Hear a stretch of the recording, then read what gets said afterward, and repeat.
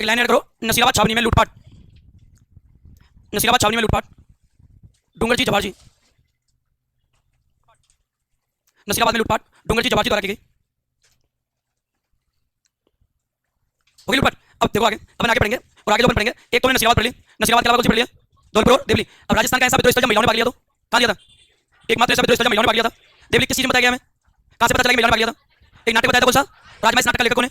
अब्दुल मजीद। अच्छा, राजस्थान के एकमात्र ऐसे क्रांति स्थल विद्रोह स्थल जब विद्रोह करने वाले बाहर से आए और दमन करने वाले बाहर से आए, धौलपुर। आज अपन जो पढ़ेंगे वो पढ़ेंगे नीमच। देखो, नीमच छावनी, नीमच छावनी। नीमच में कुछ चीजें फैक्ट ऐसे हैं जो बाकी में इंपॉर्टेंट है और कुछ चीजें ऐसी हैं जो फालतू की भी हैं, लेकिन अपने कुछ सीक्वेंस पढ़ना है जिसमें नीमच में पढ़ना है। सबसे पहले अगर हम बात करें नीमच वर्तमान में कहाँ है, अरे मैंने आपको छावनी में लिखवा रखा है, नीमच वर्तमान में एमपी में। और आपसे पूछा जाए नीमच प्रारंभ में मेवाड़, मेवाड़ में थी। अब दो चीजें आपको बतानी है। जैसे मान लो नीमच है, नीमच मेवाड़ में थी, तो नीमच में शांति स्थापित करने की जिम्मेदारी किस रियासत की रहेगी? मेवाड़ की। तो मेवाड़ के राजा की, तो मैं आपसे मेवाड़ का राजा कौन था उस क्रांति के समय? मेवाड़ का राजा कौन था?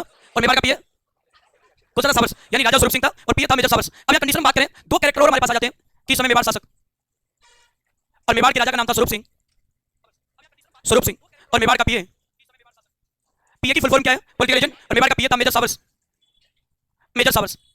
सबसे बड़ी बात है कि जो नीमच है यह अंग्रेज अधिकारी था भाई, नीमच में एक अंग्रेज अधिकारी था और नीमच के अंग्रेज अधिकारी का नाम था एबोट, एबोट, या इसको कहते थे अबोट।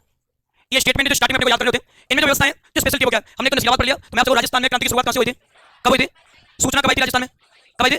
कौन सी इन्फेंट्री? बंगाल इन्फेंट्री। कौन सी इन्फेंट्री? राजस्थान में कितनी छावनी बताई थी? ट्रिक क्या लगाई थी? एनीना, ब्याह, देखे। अच्छा, राजस्थान की 6 छावनियों में ऐसे बताया जाता है 4 छावनियों में विद्रोह हुआ, 2 में नहीं हुआ, एक तो खैरवाड़ा और एक ब्यावर। तो लास्ट में क्वेश्चन बनाएंगे बहुत सारे जिनमें क्रांति के क्वेश्चन बनते हैं। अब इस पूरी प्रक्रिया में एक चीज इंपॉर्टेंट आपको याद करनी है। मैंने आपको 3 स्टेप बताए थे, जीजी, एजीजी और पीए।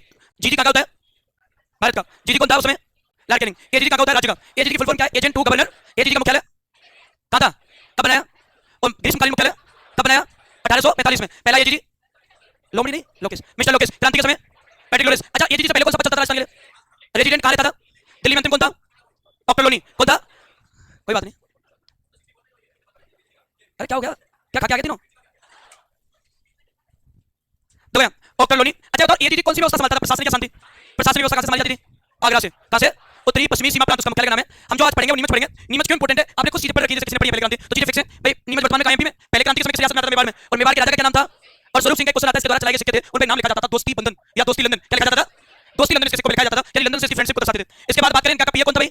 अंग्रेज अधिकारी कौन था? एबोट या अबोट। एबोट और अबोट में देखो नसीराबाद में हो गई, और नसीराबाद में होने के बाद लगा था हर जगह विद्रोह हो जाएगा। अब सब जगह विद्रोह हो रहा है, तो एजीजी ने प्लानिंग की कि नीमच में विद्रोह को कैसे रोका जाए। तो एजीजी पैट्रिक लोरेंस ने एबोट को एक एप्लीकेशन भेजी, एक सूचना भेजी, और एबोट से कहा तेरे राज्य में तेरी जो छावनी है उसमें भारतीयों की संख्या ज्यादा है। भारतीय 2 टाइप के, या तो हिंदू होंगे या मुस्लिम होंगे, और ये लोग अपने धर्म के पक्के होते हैं। आप ऐसा कीजिए, इनके जितने हिंदू हैं इकट्ठा कीजिए और हिंदुओं के हाथ में दे दो गीता, और जितने मुस्लिम हैं उन मुस्लिमों के हाथ में दे दीजिए कुरान, और आप ले लीजिए सारे अंग्रेजों के हाथ में दे दो बाइबल, और ये बताया खड़े हो जाइए मंच पे और अपने साथ उनको कसम दिलवाइए। एक शपथ आपको दिलवानी है। शपथ क्या है? जितने हिंदू हैं वो गीता पर हाथ रखकर कसम खाएंगे, ये शपथ लेंगे कि हम हमेशा अंग्रेजों के वफादार रहेंगे, अंग्रेजों की खिलाफत नहीं करेंगे, अंग्रेजों के हमेशा वफादार रहेंगे, इनसे गद्दारी नहीं करेंगे, विद्रोह नहीं करेंगे। और जितने मुस्लिम हैं उनके से कहो आप कुरान की कसम खा के आज ये कसम खाएंगे कुरान पर हाथ रख के कि आप अंग्रेजों के वफादार रहेंगे, अंग्रेजों के हित में सोचेंगे, विद्रोह नहीं करेंगे। तो इसने क्या किया? एबोट ने, एबोट बैठ गया सामने, और एक साइड में हिंदू इकट्ठे कर लिए, एक साइड में इकट्ठे कर लिए मुस्लिम, और इन्होंने हाथ में खुद ने ले ली बाइबल, और उनसे कहा मेरे साथ सारे लोग हाथ रखेंगे अपने धर्म ग्रंथों पे, और मैं जो बोलूंगा वो आपको बोलना दोहराना मेरे बात। तो उसने कहा मैं बाइबल पे हाथ रखकर कसम खाता हूं, शपथ लेता हूं कि मैं अंग्रेजों के प्रति वफादार रहूंगा। अभी तो खुद ही अंग्रेज था, वफादार तो रहेगा ही। अब यही शपथ आपको इस्लाम वालों को यानी मुस्लिमों को कुरान पर रख के खानी है, और हिंदुओं को काय पे हाथ रख के गीता पे। तो दोनों में जब ये कहा गया तो उसमें मुस्लिम जो लोग थे उनमें व्यक्ति बढ़ गया, मोहम्मद अली बेग।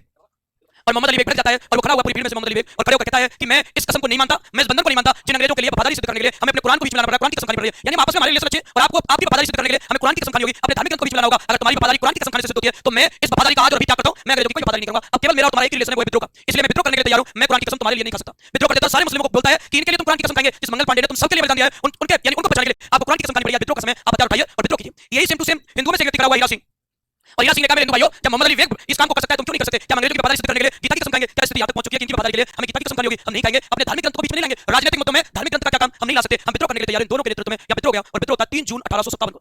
अब यहाँ 2-3 कंडीशन बनती है। इन्होंने विद्रोह किया कि हाथ में हथियार थे, हथियार में सबसे पहले भवानी खुश होगी, जब तक सुकून नहीं पाया जाएगा तब तक भवानी खुश नहीं होगी। तो सार्जेंट की हत्या कर दी उन्होंने, एक अंग्रेज अधिकारी था सार्जेंट, उसकी हत्या कर दी और पूरी छावनी को लूट लिया। पूरी छावनी लूटने के बाद दिल्ली की ओर चल दिए। अब इनका अंतिम टारगेट क्या है? सबका दिल्ली पहुंचना। दिल्ली किसने बुलाया सबको? बहादुर शाह। बहादुर शाह कौन था? क्या था? लेकिन ये लाइन पेपर में लिखी नहीं है कि मुगल बादशाह अंतिम बादशाह था। कुछ और क्वेश्चन आए तो क्या आएगा? भारत में क्रांति का नेतृत्व कहां से? नेतृत्व दिया था लाल किले से। अब ये लूट कर चले जाते तो यहाँ 40 अंग्रेज थे नीमच में, महिलाएं थी, बच्चे थे, वो डर गए, और 40 अंग्रेज छिपते गए और एक गांव में जाकर छिपके। डुंगला गांव, एक गांव है भाई, डुंगला गांव, और डुंगला गांव है चित्तौड़गढ़ में। डुंगला गांव का है चित्तौड़गढ़ में, और यहाँ रूंगा राम किसान नाम का व्यक्ति था, उसके जहां यहाँ जाकर छिपके। अब एक कंडीशन बनती है पूरी पूरी नीमच में। मैं आपसे कहूं नीमच में विद्रोह का कारण हिंदुओं को कौन सी कसम दिलाई जा रही थी? मुसलमानों को कुरान की, जिसके कारण कितने लोग भड़के? 2। पहला नेतृत्व कौन है? दूसरा कौन है? कब किया था विद्रोह भाई? कौन सा अधिकारी मारा गया? कितने अंग्रेज जिंदा बचे? सैनिक की तरफ चल दिए दिल्ली की तरफ और 40 अंग्रेजों ने कहां शरण ली? डुंगला गांव चित्तौड़गढ़ में। किसके यहाँ? रूंगा राम किसान के यहाँ। और खबर पहुंचाई गई मेवाड़ के राजा स्वरूप सिंह को कि आप होते हुए मेवाड़ में अंग्रेज संकट में उन्हें खतरा है, वो डरे हुए, तो आपकी जिम्मेदारी है जितने अंग्रेज मेवाड़ में उनकी सुरक्षा करना, उन्हें सुरक्षित बचाइए। और तब मेजर साबर्स ने आदेश दिया किसको? सॉरी स्वरूप सिंह ने किसको आदेश दिया? मेजर साबर्स को मेवाड़ की पूरी सेना ले जाइए और 40 के 40 अंग्रेजों का रिहा करवा के लाइए सुरक्षित। अब यहाँ ये केस जो सब्जेक्ट आपको मिलेगा सब्जेक्ट पड़ा हुआ है, लेकिन आपको ये डीपली क्वेश्चन आता है कि आप ये बताइए मेजर साबर्स ने 40 अंग्रेजों को रिहा करवा गया तो इसके साथ कौन गया था? कौन सा ऐसा व्यक्ति था जो साथ गया था? मैंने आपको ठिकानेदारों का नाम लिखवाया, उसमें बेतला का ठिकानेदार देखो कौन सा देखा? भक्त सिंह। बेतला का कौन था? और इस दौरान अरे गुरु ने बता दिया क्या हो गया? तो गुस्से में देख रहे बता दिया क्या हो गया?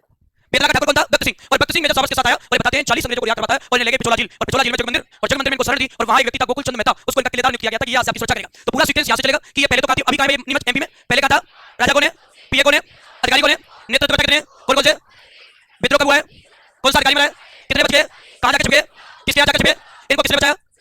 मेजर साबर्स ने। किसने बचाया? किनको बचाया? किनको? कहां से? किनसे बचाया? किनसे? क्रांतिकारी कितने नेतृत्व करता थे? कहां थे? नीमच में कौन कौन थे? अब ये 40 अंग्रेज कौन सी झील में जाएंगे? झील में जाएंगे, झील के बीच में कौन सा मिले, उसमें शरण लेंगे, उनका किलेदार कौन नियुक्त होगा? गोकुल चंद मेहता। ये एक सीक्वेंस एक साइड का, इस नीमच का एक पहलू और है, ये एक पहलू है कि अंग्रेजों के प्रति कैसी नीति थी। एक पहलू है सैनिक नीमच से निकले तो दिल्ली की ओर जा रहे थे, तो आप रास्ते में कौन कौन से क्रियाकलाप थे जो इनको करवाने। अब यहाँ इसको अपन पढ़ते हैं तो कैसे पढ़ते देखो, इसको बनाओ बनाओ। नेतृत्व करता क्या हो गया? अभी को दोनों अलग बैठा करो, अब पास बैठे तो आप यही रहता है डेली। पढ़ना तो पढ़ना ही, नहीं पढ़ना तो नहीं पढ़ना है, जो काम करना है ढंग से करना है, नहीं पढ़ना तो ढंग से नहीं पढ़ना है, कुछ नहीं पढ़ना, देखनी नहीं करना, बोली भी नहीं, पढ़ना तो अच्छे से पढ़ना है। देखो नेतृत्व करता, मुझे पता खूब सारी बातें रहती है माइंड में क्या अच्छा कर लिया जाए, लेकिन होता तो नहीं, सोचा अकॉर्डिंग जो आप सोचते हो वही हो जाता है, पर नहीं किसी का ही नहीं पता। नेतृत्व करता मोहम्मद अली बेग, या तो आपको बहुत कुछ आ चुका है, राजस्थान में वैसे विद्वान की कोई कमी नहीं है क्या? कोई कमी? ब्रह्मगुप्त का नाम सुना है आपने? ब्रह्मगुप्त का नाम नहीं सुना? सुना है? कैसे सुना? अभी मैंने बताया ब्रह्मगुप्त वो व्यक्ति है जिसने ब्रह्मांड के बारे में पहले ही परिकल्पना दी थी, और उन्होंने कहा था कि पृथ्वी में एक अलग गुण है आकर्षण का, कि दुनिया की कोई भी चीज अगर पृथ्वी से दूर है तो पृथ्वी में विशेष गुण है उसे अपनी ओर आकर्षित करने का। ये तो न्यूटन ने बाद में बताया, पहले बताया हमारे लोग, बस हमारे लोग डायरी मेंटेन नहीं करते थे, लिखते नहीं करते थे कि पृथ्वी में गुण है। बाद में न्यूटन ने गुरुत्वाकर्षण का नियम बताया, उसमें बताया कि गुरुत्वाकर्षण का सिद्धांत है, लेकिन हमारे लोग पहले बता गए चीज को, हमारे लोगों को सेव करने की जरूरत नहीं पड़ेगी।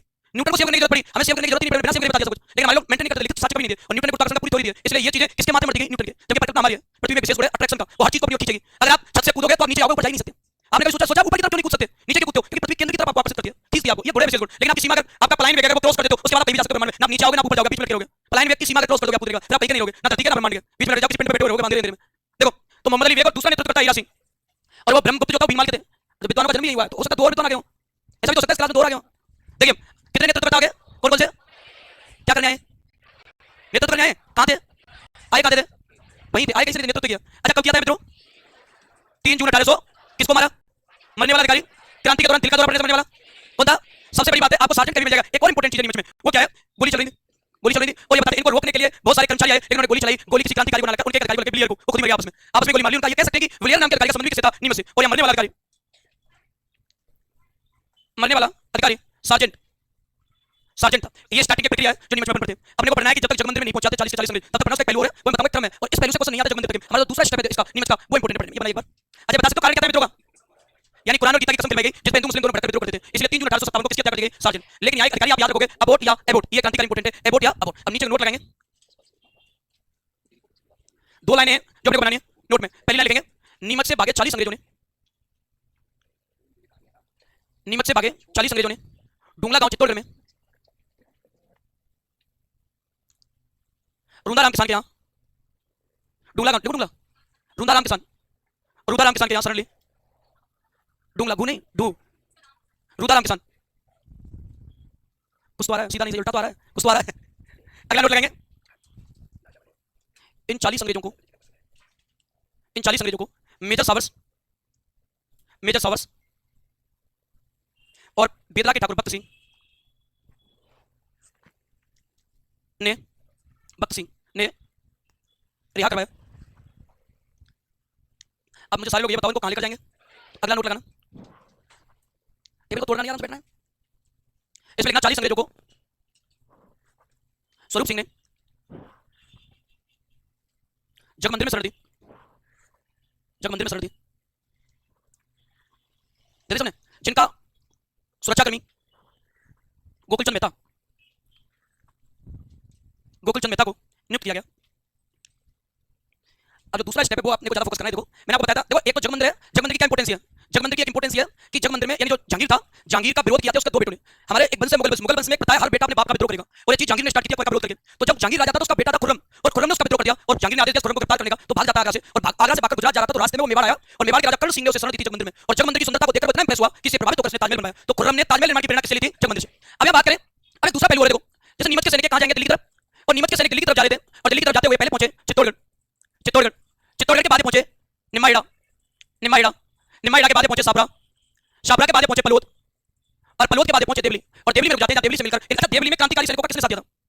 उसका मामा था राजा मीर आलम, राजा गोलसादा बजीरोतौला, और मामा गोलसादा मीर आलम। ऐसा टोका व्यक्ति जिसकी ताकत की मदद की थी नासिर मोहम्मद खान, ग्राम सेवक में आया, 2 बार पेपर में आ चुका ग्राम सेवक पटवारी में, नासिर मोहम्मद खान। पहले आया करता था केसरी सिंह, लेकिन अब आता है टोका व्यक्ति। अब यहां जो अपने को पढ़ना इंपॉर्टेंटली, यहां छोड़ दीजिए क्योंकि यहां से तो चले गए सैनिक, यहां से तो गए 2 लोगों के नेतृत्व में, यहां पहुंचे चित्तौड़गढ़, चित्तौड़गढ़ में इनके पास कोई रोक टोक नहीं की, लेकिन इन्हें चाहिए था दिल्ली पहुंचना, पैदल पैदल गए तो समय लगेगा जाने में, तो पहुंचे निमाइड़ा, और निमाइड़ा में मैंने आपको एक ठिकाना लिखा है अहमद यार खान, अहमद यार खान, और अहमद यार खान ने निमाइड़ा के सामंत ने सैनिकों का साथ दिया, और सैनिकों का खुले में नहीं इंटरनली साथ दिया कि सरकार को पता भी नहीं चले, इंटरनली इनको रसद सामग्री, खाने की व्यवस्था, रहने की व्यवस्था करवाई, तो इनको साथ दिया। अब ये पहुंच गए यहां से आगे पहुंचे छाबड़ा, छाबड़ा का सामंत मैंने आपको बताया लक्ष्मण सिंह, और लक्ष्मण सिंह ने इनको रसद सामग्री उपलब्ध करवाई और इनकी मदद की। इसके बाद पहुंच गए पलोद, पलोद में इनकी मदद करता है सामंत मोइनुद्दीन। अब हम ये कह सकते हैं कि नीमच के सैनिक कहां जा रहे थे भाई? तो रास्ते में 3 जगह की मदद की, निमाइड़ा का कौन है? अहमद यार का, छाबड़ा का कौन है? लक्ष्मण सिंह, पलोद का कौन है? अब ये तो आप ऐसे कर लो कौन है कि किन्होंने साथ दिया? क्वेश्चन बनता छाबड़ा से लेकर कि मेवाड़ की सेना पीछा कर रही थी, और मेवाड़ की सेना पीछा कर रही थी स्वरूप सिंह सोबर्स के नेतृत्व में, और जब सोबर्स के नेतृत्व में मेवाड़ी सेना पीछा कर रही थी तो आपसे पूछा क्या जाता है, आपको ये बताना है कि मेवाड़ की जो सेना थी नीमच के सैनिकों का पीछा कर रही, मेजर सोबर्स के नेतृत्व में मेवाड़ी सेना के लिए ऐसा कौन सा सामंत था जिसने अपने दुर्ग के गेट नहीं खोले और रसद सामग्री उनको नहीं दी, जबकि वो मेवाड़ के अंतर्गत आती थी? तो वो आंसर हो जाएगा अपना कौन सा? लक्ष्मण सिंह। यानी मेजर मेवाड़ी सेना के लिए कौन सा ऐसा सामंत था जिसने गेट नहीं खोले, तो रसद सामग्री किसने नहीं दी? अब ये तो यहां से क्वेश्चन मिल गया। दूसरा क्या बनता है, आपसे पूछा जाएगा कि नीमच के सैनिकों का पीछा कितनी सैनिक टुकड़ियों द्वारा किया गया था? अब ये टीपी बनेगा कि नीमच के सैनिकों का पीछा कितनी सैनिक टुकड़ियां कर रही थी? तो 2 सैनिक टुकड़ियां कर रही थी, एक तो कर रही थी मेवाड़ी सेना, एक तो कर रही थी मेवाड़ी सेना, और एक कर रही थी मारवाड़ी सेना। अब यहां जो मैं आपको बता रहा हूं ध्यान रखेंगे, ऐसे सामंत जिन्होंने नीमच के सैनिकों को सपोर्ट किया, निमाइड़ा का अहमद यार, और पलोद का कौन है? ऐसा सामंत जिसने मेवाड़ी सेना के लिए गेट नहीं खोले तो, और ना ही रसद सामग्री उपलब्ध करवाई तो उनको सपोर्ट नहीं किया, इसलिए मेजर सोबर्स को पीछे हटना पड़ा। अब यहां से क्वेश्चन आता है नीमच के सैनिकों का पीछा कितनी सैनिक टुकड़ियां कर रही थी? तो एक मेवाड़ी सेना और एक, अब ये भी मान लो सामान्य क्वेश्चन है, लेकिन अब डीपली क्या आता है कि अब ये बताइए कि नीमच के सैनिकों का पीछा मेवाड़ी सेना के नेतृत्व में कर रही थी और मारवाड़ी सेना के नेतृत्व में कर रही थी। ये आसान है मेजर सोबर्स, ये आसान है मेजर सोबर्स, लेकिन ये हार्ड है। हार्ड इसलिए कि इसका नाम हार्ड कैसा है? नाम क्या है? तो मारवाड़ी सेना किसके नेतृत्व में पीछा कर रही थी? अरे कौन मैं? और मेवाड़ी सेना किसके, कहां के सैनिक भाग रहे हैं? कहां के सैनिक हैं? कहां जा रहे हैं? कहां जा रहे हैं? आज तो बताइए, जा कहां रहे हैं? बस चल रहा है, कहां जा रहे हैं बताओ, कहां जा रहे हैं? सब झंडू हैं, लास्ट में कौन सा सब लिखा है? अरे टीपी लिया करो, आपने टीपी लिया था? अरे मैंने तो टीपी लिया था। अब देखो कहां से जाएंगे? अरे कहां से निकालेंगे? कहां पहुंचे? कहां पहुंचे? कहां पहुंचे? कहां पहुंचे? कहां पहुंचे? रोक दो। मदद करने वाले सामान कितने? 2। मेवाड़ी सेना के गेट किसने नहीं खोला? मेवाड़ियों को रसद सामग्री किसने नहीं दी? कितनी सेना पीछा कर रही थी? कौन सी? मेवाड़ी किसके नेतृत्व में? मारवाड़ी किसके नेतृत्व में? ये अंतिम पॉइंट है, लेकिन इससे भी ज्यादा इंपॉर्टेंट क्या है जो आजकल पेपर में आता है, वो ये है कि नीमच के सैनिक का नीमच विद्रोह का दमन कब हुआ? विद्रोह हुआ 3 जून को, लेकिन दमन कब हुआ? तो नीमच का दमन हुआ था 6 जून को, 6 जून 1857 को नीमच का दमन हुआ, लेकिन ये भी नहीं आता। और क्या था किसने दमन किया? तो ये उठा लो यहां से, ये कह रहे मेवाड़ का काम है मेजर सोबर्स, ये भी नहीं पूछा जाता आजकल, क्योंकि पहले पूछते थे, मैंने आपको बताया दमन कहां करना है, कब हुआ, किसने किया, ये भी नहीं पूछा जाता। पूछा जाता है कि मेजर सोबर्स ने जो दमन किया वो किस सैनिक टुकड़ी को लेकर किया था, कौन कौन सी सैनिक टुकड़ियां थी जिन्होंने लेकर नीमच के विद्रोह का दमन किया? मेवाड़ी नहीं। अब यहां देखो, इसके साथ में दमन करने आया तो मेवाड़ की तो साथ लेकर चलता रहे, साथ में कोटा और बूंदी। अब ये मुद्दा इंपॉर्टेंट है कि मेजर सोबर्स ने नीमच विद्रोह का दमन किया तो कौन कौन सी सैनिक टुकड़ियों को लेकर किया? 3। कितनी सैनिक टुकड़ियों में से? 3। मेवाड़ी, कोटा, बूंदी, और 6 जून को क्या हो गया? तो कौन से विद्रोह खत्म हो गया? नीमच। हम नेक्स्ट कौन से में चलेंगे? एरनपुरा पहले पढ़ेंगे, कोटा से पहले पढ़ेंगे। एरनपुरा, एरनपुरा इंपॉर्टेंट पहले हो जाएगा इसमें, और कोटा हो अक्टूबर में, तो पहले 15 सवाल पढ़ेंगे एरनपुरा। ये स्टेप है, मैंने आपको बताया पहलू और है। ये दूसरा जो ये चीजें ज्यादा इंपॉर्टेंट है पेपर के लिए, जो नीमच छावनी के संदर्भ में बनती है। यहां सबसे ज्यादा एक तो इसका क्वेश्चन कभी पलोद भी नहीं आया आज तक, और ना ही निमाइड़ा आज तक आया पेपर, कभी नहीं आया। हमेशा पेपर में एक ही है जो आजकल आ रहा है, वो लक्ष्मण सिंह, और एक इनकी बजाय ये क्वेश्चन आ रहा है कौन कौन सी सैनिक टुकड़ी को मदद से दमन किया था? तो कौन कौन सी सैनिक टुकड़ी? मेवाड़ी, कोटा, बूंदी, और कौन कौन किसने पीछा किया? मेवाड़ी ने, मेजर सोबर्स, मारवाड़ी। बन जाएंगे क्वेश्चन, नोट लगा के क्वेश्चन बनाते चलो। इसमें लिखना नीमच के सैनिक, नीमच के सैनिक। ऐसे हमसे कितने लोग हैं जो वाकई में सीरियस होकर तैयारी कर रहे हैं, और कितने लोग हैं फॉर्मेलिटी कर रहे हैं कि चले तो जैसे भी हो जाएगा? है कोई सीरियस वाले? 5, 6, 7। अरे पीछे देख के कर यार तुम, कि देख लेते किसने किया, ग्रुप वाले हैं नहीं है, कर लेंगे। बाकी के लोगों को उम्मीद नहीं है, फॉर्म ही नहीं भरा, हमारे पास है, सेकंड ईयर में भी नहीं है, नहीं है, आएंगे भी, आ जाएंगे, आएंगे नहीं, इसलिए इंटरेस्टेड नहीं है। इंटरेस्ट कोई क्लास थोड़ी आता है, इंटरेस्ट तो खुद होता है। अगली साल इंटरेस्ट फिर नोट लगा, पहला लिखो, लिख क्या रहे थे वैसे? बस खत्म हो गया। नीमच के सैनिक देवली जा रहे थे, जिनकी मदद की निमाइड़ा के सामंत अहमद यार खां, निमाइड़ा के सामंत अहमद यार खां, और पलोद के सामंत मोइनुद्दीन ने। आराम से, पलोद के काफी कोशिश की थी रोकने की, पलोद के सामंत मोइनुद्दीन ने, मोइनुद्दीन भी देख लिख रहे हैं। अगला नोट लगाएंगे, अगले नोट लिखना, नीमच के सैनिकों का पीछा कर रही कौन कर रही थी? पहले मेवाड़ी, नीमच के सैनिकों का पीछा कर रही मेवाड़ी सेना के लिए छाबड़ा के सामंत लक्ष्मण सिंह ने, सैनिक वो नीमच वाले दौड़ रहे हैं जो, छाबड़ा के सामंत लक्ष्मण सिंह ने दुर्ग के दरवाजे नहीं खोले।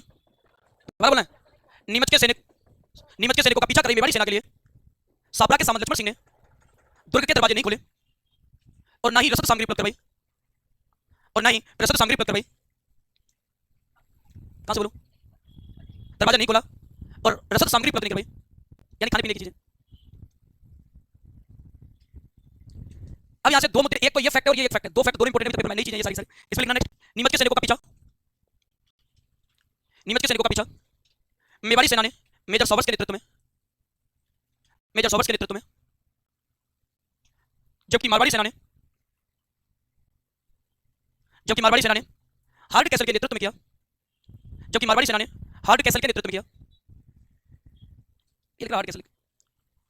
हार्ड कैसल के नेतृत्व में किया। और जो नीचे वाली दोनों लाइन है ये और ये, इन दोनों को इंपोर्टेंट लगेंगे, ये वाली इस टाइम आरपीएस की फेवरेट लाइन है ये। अगला नोट लगाएंगे, इसमें लिखना नीमच विद्रोह का दमन 6 जून 1857 को मेजर सावर्स ने मेवाड़ी, कोटा और बूंदी की संयुक्त सेनाओं को लेकर किया। वो नीमच है और अब जो पढ़ने वाले वो एरनपुरा छावनी है। अब इसमें दो लास्ट की जो लाइन है वेरी वेरी इंपॉर्टेंट है, और एक साबरा के लक्ष्मण सिंह की जिसने गेट नहीं खोला था। बाकी चीजें कॉमन है, आपको सब्जेक्ट मिल जाएंगे। ये चीज इंपॉर्टेंट जो अलग से लागू पढ़नी है। एक लक्ष्मण सिंह की इंपॉर्टेंट लगानी है, एक लास्ट की लाइन दमन किसकी सैनिक टुकड़ी के साथ किया, और एक हार्ड कैसल और मेजर सावर्स वाली लाइन है। 3 लाइन इंपॉर्टेंट लगेंगे पूरे में। चलिए आगे। अबे छावनी एरनपुरा का क्या मसला है? एरनपुरा सबसे पहले मैं आपसे कहूं भाई, एरनपुरा प्रारंभ में मारवाड़ में और एरनपुरा वर्तमान में पाली में। ये दो चीज तो इंपॉर्टेंट है। अब पाली को जब आप सीधे मारवाड़ चलेंगे, क्योंकि क्रांति के दौरान एरनपुरा में आती थी मारवाड़ में, और सरकार को, अंग्रेजी सरकार को पता था कि मारवाड़ ही एरनपुरा का उत्तराधिकारी है, या हम कह सकते हैं कि नियंत्रण करना है तो एरनपुरा में नियंत्रण करने का अधिकार किसको है? मारवाड़ के राजा को। मारवाड़ के राजा कौन था उसमें? तख्त सिंह राठौड़। मारवाड़ शासक का तख्त सिंह। मारवाड़ का पीए बताइए? मैकमोशन या मैकमोशन। दूसरा इंपॉर्टेंट फैक्ट आता है नियुक्त सैनिक टुकड़ी। आप बता सकते हो कौन सी टुकड़ी नियुक्त थी? जोधपुर लीजियन। मैंने आपको मुख्यालय बताया, 4 सैनिक टुकड़ी होंगे। शेखावाटी ब्रिगेड का मुख्यालय कहां था? झुंझुनू में। मेवाड़ गिलको का मुख्यालय खेरवाड़ा, और मेरवाड़ा बटालियन का ब्यावर, और जोधपुर लीजियन का एरनपुरा। और अगर हम बात करें नियुक्त सैनिक टुकड़ी, और नियुक्त जो सैनिक टुकड़ी थी वो थी जोधपुर लीजियन। ये सैनिक बैठेंगे यहाँ, जोधपुर लीजियन के सैनिक। और जोधपुर लीजियन के सैनिक क्यों बैठेंगे? हर जगह विद्रोह हो रहा है, सब जगह विद्रोह हो रहा है। एरनपुरा एक बड़ी जगह में आती है। अभी असिस्टेंट प्रोफेसर का पेपर हुआ, उसमें क्वेश्चन आया था, अगर आप आंसर दे सकते हो बताना। उसमें पूछा गया राजस्थान की सबसे मजबूत और प्राचीन छावनी कौन सी थी? बताओ। नसीब आबाद। सबसे मजबूत, सबसे शक्तिशाली और सबसे बड़ी और प्राचीन कौन सी मानी जाती है? ये असिस्टेंट प्रोफेसर में पूछा गया, जनवरी फरवरी पेपर हुआ था फर्स्ट पेपर में। अब यहाँ देखो एक बार, अच्छा जोधपुर लीजियन सैनिक टुकड़ी कब बनेगी? 1835 में। अब यहाँ क्या करना है? हर जगह विद्रोह हो रहा है, हर जगह आवाज उठाई जा रही है, तो जोधपुर लीजियन के सैनिक टुकड़ी के सैनिक थे वो बढ़ गए, और उन्होंने विद्रोह कर दिया जोधपुर लीजियन के सैनिक टुकड़ी के सैनिकों ने। और मैं आपसे कहूं विद्रोह का समय की क्रांति कब हुई, तो यहाँ क्रांति हुई थी 21 अगस्त 1857 को। अब मैं आपसे ये कहूं, आपको 4 डेट याद करनी है। पहली नसीबाबाद, दूसरी नीमच, तीसरी कोटा और चौथी एरनपुरा। मैं आपसे नसीबाबाद में विद्रोह हुआ 28 मई को, नीमच में विद्रोह हुआ 3 जून को, एरनपुरा में विद्रोह हुआ 21 अगस्त को, और कोटा में हुआ 15 अक्टूबर को। 4 डेट याद करें, बाकी डेट हम याद करेंगे मंगल पांडे में, सॉरी तात्या टोपे में। इसमें याद करेंगे मंगल पांडे तो क्या। अब बात करें 21 अगस्त 1857, यहाँ विद्रोह हुआ, लेकिन विद्रोह हुआ तो उसमें नेतृत्व करता कौन थे? अगर हम इस छावनी को लेकर बात करें नेतृत्व करता, आप ध्यान रखना यहाँ जो विद्रोह किया वो कौन सी सैनिक टुकड़ी ने किया? जोधपुर लीजियन। सारे के सारे भारतीय थे, और इसमें नेतृत्व करने वाले कुछ लोग थे सैनिक थे, जिनकी अगर बात करें, एक का नाम था तिलक राम, एक का नाम था मोती खां, और एक का नाम था शीतल प्रसाद। ये सैनिक टुकड़ी के सैनिक थे जिन्होंने विद्रोह कर दिया। लेकिन आप एक चीज ध्यान रखोगे, इनमें कोई लीडरशिप का ऐसा कोई गुण नहीं था, सामान्य सैनिक थे, लेकिन उन्होंने ग्रुप को संभाल लिया, केवल उन्होंने आगे बोलने की क्षमता विकसित की, जिसके कारण को लीडर कर दिया। अब बात आती है कि विद्रोह हुआ तो पूरे एरनपुरा छावनी को लूटने लगे, तो राजस्थान का सबसे बड़ा पद कौन सा था पहले? एजीजी। तो एजीजी को लगा विद्रोह खत्म किया जा सकता है, लेकिन हुआ क्या? एजीजी वहां उपस्थित नहीं था, और एजीजी को लगा कि मैं रहूं या मेरा बेटा रहे। दोनों की बात एक है, जितना डर मेरा है लोगों के दिलों में, उतना ही डर मेरे बेटे का है। और यहाँ एजीजी का बेटा अलेक्जेंडर तैनात था। अलेक्जेंडर तैनात था, और जो अलेक्जेंडर था भाई, ये सैनिकों के सामने आ जाता है कंट्रोल नियंत्रण करने के लिए कि इसको नियंत्रित कर सकते हैं। जब आगे आ जाता है तो मैंने आपको बताया था हर छावनी में एक अंग्रेज का सिर जरूर काटा गया है, सब जगह 2 अंग्रेजों को मारकर विद्रोह हुआ है। तो अलेक्जेंडर सामने आ गया। अलेक्जेंडर को क्या लगता है एजीजी का बेटा हूं, अभी जैसे मान लो राज्यपाल का बेटा हो, और राज्यपाल के बेटे को मार दो तो राज्यपाल चुपचाप बैठेगा, ढूंढ लाएगा आपको कहीं से भी। सरकार सत्ता है, उसके हाथ में पावर है पूरी। तो ऐसे एजीजी, और एजीजी के बारे में कहते हैं उसका बेटा था अलेक्जेंडर, और यहाँ हत्या की, मारा गया अंग्रेज अधिकारी, और यहाँ मारा गया अंग्रेज अधिकारी था वो था अलेक्जेंडर। अलेक्जेंडर नाम है सिकंदर विश्व विजेता का, रियल नाम अलेक्जेंडर था, जिसने पृथ्वी के 3 भाग जीतने के बाद अपना नाम रखा था विश्व विजेता सिकंदर, और यहाँ हत्या कर दी एक अधिकारी की, अधिकारी का नाम था अलेक्जेंडर। आपसे पूछा जाएगा अलेक्जेंडर कौन था, तो एजीजी पैट्रिक लॉरेंस का पुत्र था। एजीजी पैट्रिक लॉरेंस का पुत्र था। इसका मतलब आप एक तरह से मान सकते हैं इस टाइम का राज्यपाल का बेटा। अब ये मारा गया तो लोगों ने इसको इसकी हत्या करके नारा दिया, चलो दिल्ली मारो फिरेंगे। कौन सा नारा दिया? अभी पूछा जाता है कि नारा काके सैनिक देते थे एरनपुरा के, नारा क्या था? चलो दिल्ली मारो फिरेंगे। अब इस नारे को आप अलग अलग कर दीजिए, एक तो चलो दिल्ली और एक है मारो फिरेंगे। इस नारे को एक साथ देने वाले सैनिक एरनपुरा के, लेकिन अलग अलग किसने दिया? दिल्ली चलो का नारा देता सुभाष चंद्र बोस आजाद हिंद फौज के दौरान, और मारो फिरेंगे का नारा दिया था मंगल पांडे ने। और चलो दिल्ली मारो फिरेंगे का नारा काके सैनिक देते एरनपुरा के।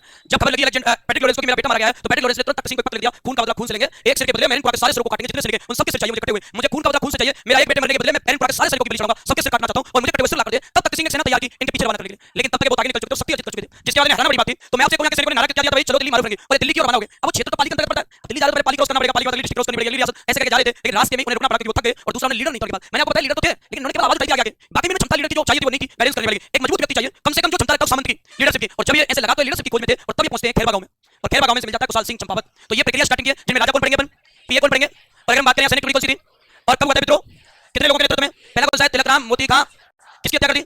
अलेक्जेंडर कौन था? नारा कौन सा लगाएंगे, किधर जाएंगे? रास्ते में कहां रुकेंगे? खैरवा गांव में किससे मुलाकात होगी? कुशाल सिंह चंपावत इनको क्या देगा? नेतृत्व क्या प्रदान करेगा? और वो चैलेंज कर देगा पूरे मारवाड़ की सेना को, अंग्रेजी सत्ता को कि मैं तुम्हें चैलेंज करता हूं, युद्ध का आह्वान करता हूं, अगर तुम्हें हमसे जीतने की ज्यादा क्षमता है तो मैं हरा कर दिखाओ। और पूरे सैनिक कुशाल सिंह चंपावत के नेतृत्व में युद्ध में कूद जाते हैं और कंटिन्यू युद्ध होते हैं। तो इसको बनाओ एक बार, आगे युद्ध को पढ़ेंगे। यहाँ के सैनिकों ने नारा दिया, यहाँ के सैनिकों ने नारा दिया, चलो दिल्ली मारो फिरंगी। और ये नारे अगर अलग अलग कर दिए जाएं तो दिल्ली चलो,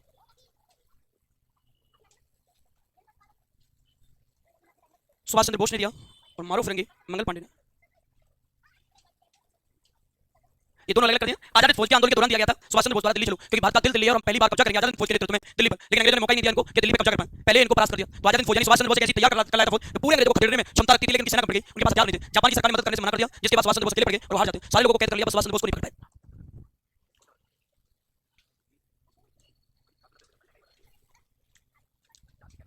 आज खत्म हो जाएगा टॉपिक, फिर सभ्यता पढ़ेंगे। टॉपिक आपके प्राचीन में पढ़ाएंगे सभ्यता, नहीं पढ़ा? बन गया क्या? चलिए नेक्स्ट। अच्छा बताओ ये कहां जाएंगे, कहां जा रहे हैं विद्रोह करके? क्यों जाते हैं सारे लोग दिल्ली? लाल बहादुर शास्त्री, लाल किले पे कौन बुला रहा है? बहादुर शाह जफर कौन है? कितने साल का बताया था मैंने? कितने साल का? अब यहाँ से बात आती है, ये लोग यहाँ से जाते हैं भाई, और देखो एक विक्रम बनता है, यहाँ के सैनिक पहुंचते खैरवा गांव में, और जो खैरवा गांव है पाली में, और खैरवा गांव में की मुलाकात होती है कुशाल सिंह चंपावत से। कुशाल सिंह चंपावत ने अलग ही एजेंडा डाल दिया, इनको एक तो रसद सामग्री दी, इनको शरण दी, इनको वहां रोका रेस्ट करने के लिए, और उनसे पूछा क्या कमियां रह रही हैं, तो उन्होंने कहा मैं लीडर चाहिए, तो इसने नेतृत्व प्रदान किया। कुशाल सिंह चंपावत कौन था आपसे पूछा जाए तो पाली में जगह आऊबा, और ये जो थे आऊबा का ठाकुर था। लेकिन सबसे बड़ी बात है, कुशाल सिंह चंपावत ने जब नेतृत्व दिया तो सैनिकों के सामने एक चीज रखी, शर्त रखी। इन्होंने शर्त क्या रखी कि मैं आज तक जो भी कुछ हूं, मैं देवी के आशीर्वाद से हूं, जिसे मैं अपनी कुलदेवी मानता हूं, इसलिए युद्ध से पहले और इस लड़ाई से पहले हम आशीर्वाद लेंगे देवी का, और देवी का आशीर्वाद लेंगे तो देवी का नाम है सुगाली माता। और जो सुगाली माता है, इस सुगाली माता का मंदिर है आऊबा पाली में, मंदिर है भाई आऊबा पाली में, और इसका आशीर्वाद लेने सारे सैनिक नेतृत्व पहुंच जाते हैं। इसको कहते हैं 10 सिर और 54 हाथ वाली देवी, 10 सिर और 54 हाथ वाली देवी। और एक ये कहते हैं 1857 की क्रांति की देवी, इसको कहते हैं क्रांति की देवी। लेकिन यहाँ एक चीज इंपॉर्टेंट है, क्या है? आप जब भी आऊबा पढ़ते हो, आओ कैसे मुस्कुरा रहे हो बेटा? कोई तो चक्कर है, तेरा जोड़ीदार नहीं आया सर आज मुझे देख के मुस्कुरा रहा है। जैसे मैं देखता हूं मुंह पे हाथ रख लेता है, जैसे मैं देखता हूं फिर मुस्कुराता है खुल के। अब देखो एक बात, कोई लगा देखो क्या जो दुनिया में जिसके चीज के लिए आया वो करेगा, कोई किसी को नहीं रोक सकता, आपको भी नहीं। देखो सब पे लागू है। देखिए अब हम बात करेंगे, अब मुझे बात बताओ कौन सी देवी है, क्या करेंगे सुगाली माता में? हाँ ठोक देंगे, आशीर्वाद लेंगे। ये तो मान लिया कि नेतृत्व प्रदान किया, नेतृत्व प्रदान करने के बाद सुगाली माता को उन्होंने कुलदेवी मानकर आशीर्वाद लिया, लेकिन कभी भी युद्ध से पहले सुगाली माता के मंदिर का आशीर्वाद लेंगे, उसके बाद सुगाली माता के मंदिर में नहीं रहते। एक मंदिर और था जहां ये युद्ध से पहले जाते थे, यानी आशीर्वाद लेते, और युद्ध की जो योजनाएं होती थी उन योजनाओं का क्रियान्वयन करने के लिए एक मंदिर और था यहाँ, और एक मंदिर था कामेश्वर मंदिर, कामेश्वर मंदिर। और यहाँ के जो सैनिक थे वो कामेश्वर मंदिर में जाकर अपनी योजनाओं का क्रियान्वयन करते थे और यहाँ से क्रांति स्टार्ट करते थे। तो आपसे पूछा जाता है कि योजनाओं का क्रियान्वयन किस मंदिर से किया जाता था? कामेश्वर मंदिर से। अब मैं आपसे कौन से गांव में मुलाकात हुई है? खैरवा गांव। नया लीडर मिल गया कौन सा? उसने कहा मैं देवी को मानता हूं, सारे लोग वहां चलो, कौन सी देवी के यहाँ? सुगाली माता का मंदिर कहां है? कितने सिर वाली, कितने हाथ वाली? और मैं आपसे कौन से क्या कहते हैं? 1857 की क्रांति की देवी। लेकिन योजना का क्रियान्वयन करने के लिए सैनिक कहां इकट्ठे होते थे? अब मैं आपसे कौन सा नया लीडर कौन हो गया? चैलेंज कर दिया। लेकिन आप ध्यान रखना, नाथुराम खड़गवत नाम का विद्वान हुआ है, उसने किताब लिखी है रोज स्ट्रगल ऑफ 1857 क्रांति। बहुत आती है इंग्लिश में, आता है पेपर में आता है, आपकी समझ में कम आता है। तो ये जो किताब इस किताब में कहता है कि कुशाल सिंह चंपावत की लड़ाई अंग्रेजों से नहीं थी, कुशाल सिंह चंपावत की लड़ाई थी अपने राजा, अपने राठौर राजा तख्त सिंह राठौर के खिलाफ। उसने उसको चैलेंज किया था, अंग्रेज तो बीच में आ गए। और ये बताया जाता है इसके बाद इसने तख्त सिंह राठौर को ललकारा युद्ध के लिए, लेकिन पैट्रिक लॉरेंस ने तख्त सिंह को कहा था खून का बदला खून से लेंगे, एक सिर के बदले इन सभी सैनिकों का सिर काटेंगे। और ये बताते हैं इस पर जब ये भड़क जाते हैं तो 8 सितंबर को युद्ध की जगह टाइम फिक्स किया गया, 8 सितंबर 1857। और इस युद्ध को नाम देते हैं वितोड़ा, पाली में जगह वितोड़ा, और वितोड़ा नाम की जगह पे कुशाल सिंह युद्ध के मैदान में पहुंच गए। और ये बताया जाता है युद्ध की पूरी क्रियाविधि को अगर हम देखें तो क्रियाविधि में एक साल में तो अकेले कुशाल सिंह पूरी मारवाड़ी सेना को टारगेट किया गया। तो ये बताया जाता है इसमें सेकंड स्टेप में। अब यहाँ देखो तख्त सिंह राठौर ने बड़ी सेना तैयार की, अपने किलेदार को नियुक्त किया ओनार सिंह, एक किलेदार था ओनार सिंह। ओनार सिंह कहता अकेला जाऊंगा तो पता नहीं लौटूंगा नहीं लौटूंगा, कोई और भी साथ भेज दो। एक और भेज दिया कुशलराज सिंह भी। इन्होंने कहा कोई फालतू है तो एक और भेज दो, तो राजमल कौन भेजा? राजमल। कितने हो गए? 3। अब यहाँ जा रहे थे तो जाने के बाद पैट्रिक लॉरेंस ने इन्फॉर्मेशन लिखी, कौन जा रहे हैं? तो मेजर सॉबर्स ने बताया कि 3 बाकी जा रहे हैं, ओनार सिंह, राजमल और कुशलराज। उनका क्या है परिचय? पहले युद्ध का क्या रिकॉर्ड होगा? उन्होंने बताया रिकॉर्ड तो कभी युद्ध नहीं, रिकॉर्ड कहां से बनेगा? रिकॉर्ड नहीं तैयार हुआ आज तक। तो एक काम कीजिए, भारतीय हैं, इनका कोई भरोसा नहीं है, युद्ध से छोड़कर कभी भी भाग सकते हैं, बेटा मेरा मरा है तो लड़ने भी हमें जाना पड़ेगा, क्योंकि इन्हें कोई लगाव नहीं है, जो से कितने भी मरे कोई दया भाव नहीं हमारे प्रति। इसलिए मैं इन पर विश्वास नहीं कर सकता, कोई अंग्रेज भेजो जिससे भागने से रोक सके, नहीं तो कभी भी भाग देंगे युद्ध से छोड़कर। तो अंग्रेज का नियुक्त किया गया था हीथकोट। हीथकोट को बुलाया गया, हीथकोट कहता मैं जाऊंगा क्योंकि इनमें भागने की गंदी आदत है और मेरे होते हुए भाग नहीं सकते, मैं चलूंगा। तो तीनों ने पूछा साहब आप नहीं भागोगे? अंग्रेज कभी भागते नहीं है और मैं इसलिए जा रहा हूं, तो मैं भागने भी नहीं दूंगा, तुम भी नहीं भाग सकते। तो सारे चारों के चारों पहुंच गए कहां? वितोड़ा के युद्ध में। वितोड़ा का युद्ध हुआ कुशाल सिंह चंपावत के नेतृत्व में, जो से लवेज थी, जो सैनिकों की टुकड़ी थी, जो सैनिक उसके नेतृत्व में। और कुशाल सिंह ने कहा फर्स्ट इंप्रेशन लास्ट इंप्रेशन, पहला आक्रमण ऐसा करेंगे कि वो लोग समझ पाए कि हमारी कमियां क्या है, तब तक तो पूरी सेना ध्वस्त कर देंगे मारवाड़ी होगी। और जब तक वो समझ पाए तब तक हम विजय पताका लगा देंगे, कम से कम एक सेनापति का सिर काट के उड़ाएंगे। ये कन्फर्मेशन के तहत कि जितने भेजोगे उतने सिर काट कर वापस भेज जाएंगे दरबार में, मैदान में राठौर राजा के पास। तो आप जितने भेजोगे उतने लोगों के सिर काट के भेज जाएंगे। तो ये उसकी जमानत होगी। इसमें कुशाल सिंह के नेतृत्व में सब जाके कुशाल सिंह इतना भयानक आक्रमण किया, पहले ही क्षण में इस सेना में भगदड़ मचा दी। ये क्यों आया था? कौन नहीं भागे? और ये तीनों लड़ रहे थे और सेना भागती दिख रही थी, तो तीनों ने देखा सब आ गया था। वो जरा उस समय 8 सितंबर के महीने जो भी चल रहा है, तो बारिश का मौसम रहता है, तो ये खेतों में भागता हुआ जा रहा था। और ये बताते हैं ओनार सिंह ने देखा ये तो खूब दूर चला गया। तो ये दोनों कहते हैं, ये दोनों थोड़ा साइड में थे, दोनों कहते हैं ये चला गया तो हमारा क्या जा रहा है, भाग में हम भी भाग लेते हैं। तो ये भी भाग जाते हैं, लेकिन ये फंस जाता बीच में। और ये बताते कुशाल सिंह ने कहा था कि एक सेनापति का सिर काट के जरूर भेजेंगे, ओनार सिंह का सिर काट के भेजा जाए, तो इसकी गलती की हत्या। इस युद्ध में मारा गया ओनार सिंह। ये चारों के चारों परास्त होकर भागे, तो कुशाल सिंह की होती है जीत और इन तीनों चारों की होती है हार। लेकिन पहले क्या होता था, आजकल क्या घटना घटित होती है, तुरंत सोशल मीडिया से आपको विदिन 2-3 सेकंड में सब जगह फैल जाती है, लोगों को पता चल जाता है। पहले ऐसा नहीं था, पहले लोगों को जाकर बताना पड़ता था कि ये घटना हार हुई या जीत हुई है। तो जब ईद को भागता हुआ गया, थोड़ा जख्मी भी था, तो छत पे खड़ा हुआ था, मैं साबर देख रहा था, कोई तो आता हुआ दिखेगा, तो घोड़ा दौड़ता हुआ दिख रहा था, नीचे आ गया, नीचे आके देखा दूर से पहचान में आया कि ड्रेस तो अंग्रेजों वाली पहन रखी है। तो ये बताते हैं कि ईद है। अब आपको पता है पहले सैनिक कैसी ड्रेस पहनते थे अंग्रेजों के? रेड कलर की। हमारे लोगों को इतना अपमानित किया गया था इनके द्वारा, जब हमारे लोग सैनिक थे, सेना भर्ती होते थे, हमें अपमानित करते थे, डेली वो बोलते थे हम आपसे बेस्ट सैनिक हैं, हमें ज्यादा क्वालिटी है सैनिकों में, हम आपसे अच्छा लड़ते हैं, हमें अच्छी टेक्निक है। और हमने क्या किया, इनसे बदला लेने के लिए इनकी ड्रेस हमारे बैंड बाजे वालों को पहना दी। हमारे बैंड बाजे वाले पहनते हैं ड्रेस को, तो हमने कहा जो तुम काम करते हो, जितना तुम लड़ते हो ना, उतने तो डेली बारात में हमारे बैंड बाजे वाले लड़ते हो ड्रेस को पहन के। तो हम क्या उनको सबक कैसे सिखाना होता है, ऐसे सिखाना होता है प्रैक्टिकली, पता चले कि तो तुम जिस चीज को पहनकर जो लड़ने जाते हो, उतना तो लड़ने के हमारे बारात में चले जाते हैं, बैंड बाजे वाले चले जाते हैं। और ये बताते हैं इसमें इन चारों की हथियार ईद को पहुंचा तो एक घायल अवस्था में था, तो सबसे ने पूछा भाई क्या हुआ है तुम्हें, हार गए, कौन पहले भागा, मैं पहले भागा था, आगे मैं ही था, बाकी के कार्य पता नहीं वो आएंगे नहीं आएंगे, लेकिन मुझे नहीं लगा वो नरसिंह बच क्या पाएगा, वो बीच में लड़ रहा था और बार-बार देखता मैं कहता ढंग से लड़, तो लड़ता लड़ता अंदर चला गया, बाहर ही नहीं पाया। तो ये बताते हैं इस युद्ध में हार जाते बेटा किसका बड़ा है, बदला किसको चाहिए, पैट्रिक लॉरेंस को खबर मिली कि युद्ध में हार गए, लॉरेंस कहता तुमसे कुछ नहीं होगा, बेटे का बदला मैं खुद ले जाऊंगा। और 10 दिन बाद अकेला खुद आ गया 18 सितंबर को 18 सितंबर को 1857 को ये स्वयं आ गया। आपकी बात जगह चेंज, चेलाबास चेलाबास इसे कहते हैं चेलाबास। लेकिन यहाँ क्या हुआ, पैट्रिक लॉरेंस को किसी पे भरोसा नहीं है, इसलिए पैट्रिक लॉरेंस ने खुद फैसला किया कि मैं खुद जाऊंगा बदला लेने। और जब ये जाता है, यहाँ मान लो एक साइड में कुशाल सिंह है, कुशाल सिंह, और जो दूसरी साइड है इधर पैट्रिक लॉरेंस। लेकिन पैट्रिक लॉरेंस जा रहा था तो उसको मेजर सावर्स ने कहा अकेले मत जाइए, अकेले जाते हैं वो जिंदा बच के नहीं आते वहां से, इसलिए मैं और चलता हूं, एक से दो बोते हैं। तो बताते इसके साथ मेजर सावर्स भी गया, ये बात ये मैक मोशन लटकाएंगे, अभी लटकाएंगे मैक मोशन, ये दोनों जाते हैं। और ये बताते कुशाल सिंह ने अपनी बार भी उसी जोश से युद्धराज के सैनिकों ने इस बार भी कुशाल सिंह की जीत होती है, पैट्रिक लॉरेंस भाग जाता है और मैक मोशन का सिर काटा हुआ अकेले पे टांग दिया जाता है। तो राजस्थान में कुल कितने बजे समय, कितने बजे समय, कहां है, चित्तौड़गढ़ और एक बयाना और, ये तो दो ही लगे।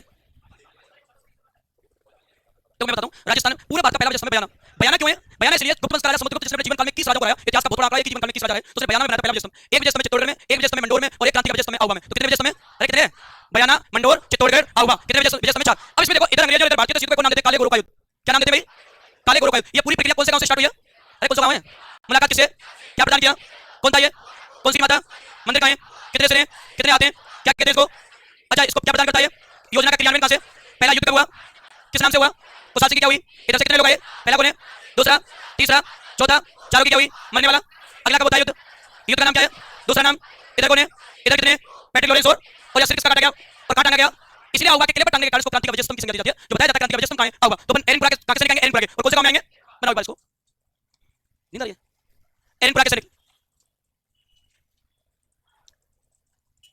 सैनिकों की मुलाकात, एरनपुरा के सैनिकों की मुलाकात हुई खैरवा गांव पाली में। कुशाल सिंह चंपावत से खैरवा गांव पाली, कुशाल सिंह चंपावत का इंपोर्टेंट फैक्ट ये कौन था, तो आउवा का ठाकुर, आउवा का ठाकुर। दूसरा मुद्दा आता है इसकी कुल देवी सुगाली माता,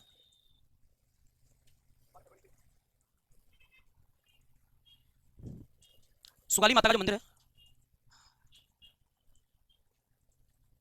इसके दो नाम है सुगाली माता के, एक तो कहते हैं 10 सिरों 54 वाली देवी और एक कहते हैं 1857 क्रांति की देवी।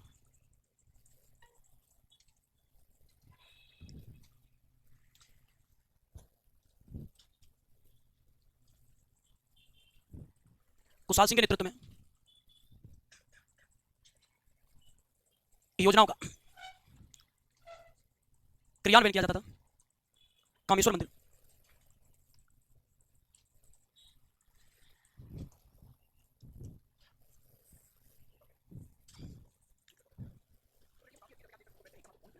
पहला युद्ध 8 सितंबर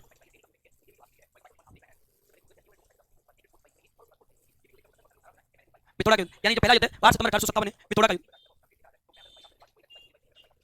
एक साइड में कुशाल सिंह, इधर है ओनार सिंह, कुशल राज, राजमल, हीतकुट, इनकी होती हार। इसमें ओनार सिंह मार गया।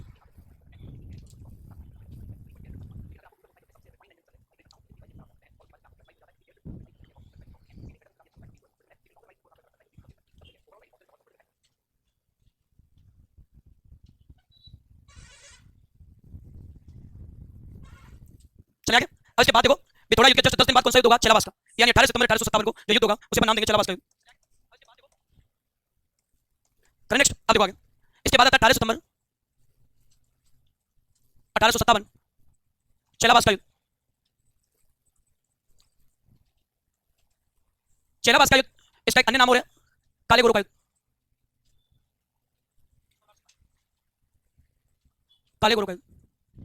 इधर अगर हम बात करें तो कुशाल सिंह, इस घोषणा के बाद सरकार पे दबाव पड़ा, इधर पैट्रिक लॉरेंस और मैक मोशन।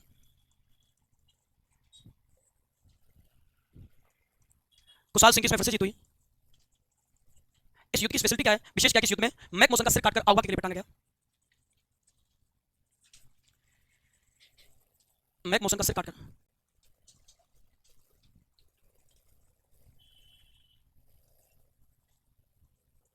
आउवा के लिए टांगा। ये मैसेज था कि जितने भी आएंगे कम से कम एक का सिर काट के जरूर हम भेजेंगे वापस, जिसके बाद बताते इसका काट के आउवा के लिए टांग दिया गया था, जिसके कारण से क्रांति में ये बताया जाता है विजय स्तंभ। आउवा के लिए को क्रांति का विजय स्तंभ,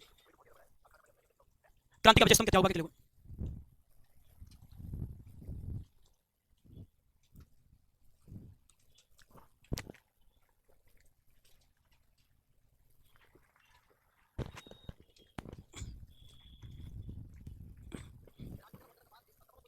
इन्होंने दो टुकड़ियां बांटी थी, एक टुकड़ी कुशाल सिंह के नेतृत्व में काम करेगी और एक टुकड़ी शिवनाथ सिंह के काम में नेतृत्व में काम करेगी। यानी आउवा मान लो, आउवा से इन्होंने सैनिकों की दो टुकड़ियां बांटी, एक टुकड़ी काम करेगी कुशाल सिंह के नेतृत्व में और एक टुकड़ी जाएगी शिवनाथ सिंह के नेतृत्व में दिल्ली। दिल्ली जब दिल्ली अब ये कुशाल सिंह यहाँ ये विजय और शिवनाथ सिंह के नेतृत्व में जा रहे थे तो रास्ते में बताते नारनौल नाम की जगह है और नारनौल में गेरार्ड नाम के सेनापति अंग्रेजों का गेरार्ड ने परास्त करके बंदी बना लिया, जिसके कारण दूसरी योजना जो थी असफल हो जाती है। यानी मेरे को एनपीआर हुआ कि सैनिकों से मिलकर जो सेना तैयार की गई थी उस सेना के दो भाग बनाए गए, एक भाग तो काम करेगा कुशाल सिंह के नेतृत्व में युद्ध में और दूसरे का लीडर नियुक्त किया शिवनाथ सिंह को। क्या जाओगे दिल्ली, लेकिन दिल्ली जाने से पहले नारनौल हरियाणा में गेरार्ड नाम के अंग्रेज का परास्त करके आत्मसमर्पण करवा लिया, उन्हें कैद कर लिया गया। इसलिए दूसरी योजना विफल हो गई। लेकिन जब दो युद्धों में अंग्रेजी सत्ता परास्त हुई तो दो युद्धों के बाद ये लेवल जो था ये बन गया लॉर्ड कैनिंग के लेवल का, यानी राष्ट्रीय लेवल का मुद्दा बन गया और कैनिंग को ये फील होने लगा कि अगर कुशाल सिंह को समय रहते दमन नहीं किया गया तो वो कुशाल सिंह ऐसी चिंगारी बन जाएगा जिससे पूरी अंग्रेजी सत्ता कभी दमन नहीं कर पाएगी और ये चिंगारी कब आग का रूप लेकर अंग्रेजों को उखाड़कर यमन पताका को उखाड़कर पार से पार फेंक देगी, ये हमें पता नहीं चलेगा। इसलिए हमारा सबसे बड़ा मुद्दा है कुशाल सिंह। इसलिए बताया जाता है कि लॉर्ड कैनिंग द्वारा इसको अपना मुद्दा बनाकर एक बहुत बड़ा अधिकारी भेजा गया था जनरल होम्स और इतनी फौज भेजी गई, इतनी तोपें भेजी गई, इतनी तोपें दागो जब तक गोले बरसाओ जब तक पूरे पूरे आउवा के सैनिक घुटने ना टेक दे और इतनी बड़ी फौज लेकर पूरे आउवा को घेर लिया गया। लेकिन मुद्दा ये है कि आधी सेना किसके नेतृत्व में दिल्ली जा रही थी। अगर एक साथ रहते, कई बार क्या होता है कि हम अच्छा सोचते हैं लेकिन उल्टा पड़ जाता है, वो इनके साथ भी था। अगर एक साथ रहते तो शायद जीतते रहते, लेकिन उन्होंने टुकड़ी तो कर लिए, इन्होंने कहा हम जीतते रहेंगे और आधी सेना को भेज दिया, आधी उधर परास्त हो गई, आधी इधर भेजी हो गई, जिसके कारण इन्हें 20 जनवरी को हारना पड़ा जनरल होम्स के नेतृत्व में। तो नीचे नोट लगाएंगे सारे लोग, नोट पे लिखना युद्ध हुआ था 20 जनवरी को, कब्जा हुआ था 24 जनवरी को, कुशाल सिंह छोड़ के गया था 23 जनवरी को। चले नोट पे लिखो, एरनपुरा के सैनिकों ने दो टुकड़ियां बनाई, एक कुशाल सिंह के नेतृत्व में और दूसरी शिवनाथ सिंह के नेतृत्व में दिल्ली भेजी गई। शिवनाथ सिंह के नेतृत्व में दिल्ली भेजी गई, शिवनाथ सिंह के नेतृत्व में दिल्ली भेजी गई, जिन्हें नारनौल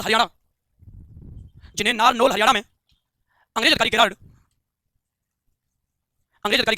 परास्त कर देता है। अंग्रेज अधिकारी गेरार्ड जिन्हें दिल्ली भेजा गया, जिन्हें नारनौल में अंग्रेज अधिकारी गेरार्ड द्वारा परास्त कर दिया गया, गेरार्ड द्वारा परास्त कर दिया गया। हो गया परास्त, ठीक है। देखो अब ये पूरी प्रक्रिया है, ये मुद्दा बन गया राष्ट्रीय लेवल का, टाइम रहते इसको दमन नहीं किया गया आउवा के विद्रोह का कुशाल सिंह का, तो वो चिंगारी होगी जो अंग्रेजों को उखाड़ने में सबसे पहला काम करेगी और अंग्रेजी सत्ता में बैठ गया, कुशाल सिंह फेमस हो गया पूरे भारत में। अंग्रेजों को कभी कोई नहीं हरा पाया, केवल किसने हराया, कुशाल सिंह। अब सबसे बड़ी बात है कि यहाँ से क्या हुआ, लॉर्ड जनरल होम्स को जिम्मेदारी दी गई और जनरल होम्स ने बताया जाता है 20 जनवरी को युद्ध लड़ा, 20 जनवरी 1858 को लॉर्ड कैनिंग ने जनरल होम्स को भेजा और सीधे उन्होंने दावा बोल दिया आउवा पर। इसे हम नाम देते हैं आउवा का युद्ध। आउवा के युद्ध में क्या हुआ, लॉर्ड कैनिंग ने जनरल होम्स को भेजा और जनरल होम्स ने इतना भयानक युद्ध लड़ा जिसमें बताते हैं कुशाल सिंह समझ गया कि मुझे जीत नसीब नहीं होनी है, हारते हैं और हारते देखकर अपने छोटे भाई पृथ्वी सिंह, लंबिया का ठाकुर था पृथ्वी सिंह, और पृथ्वी सिंह को गद्दी देकर यानी तुर्की जिम्मेदारी सौंपकर कुशाल सिंह युद्ध क्षेत्र छोड़कर चला जाता है। और इन्होंने जो शरण ली वो ली थी कोटालिया गांव, और कोटालिया गांव है उदयपुर में, और कोटालिया गांव उदयपुर में व्यक्ति था जोध सिंह क्या शरण ली। अब देखो इसकी सबसे मेन फैक्ट क्या है, आज तक के बताया जाता है कि युद्ध हुआ था 20 जनवरी 1858 को। अब थोड़ा अंदर डीपली पूछते हैं कि आउवा के किले पर ब्रिटिश सत्ता का अधिकार कब हुआ, तो वहां हो जाएगा 24 जनवरी अधिकार कब हुआ।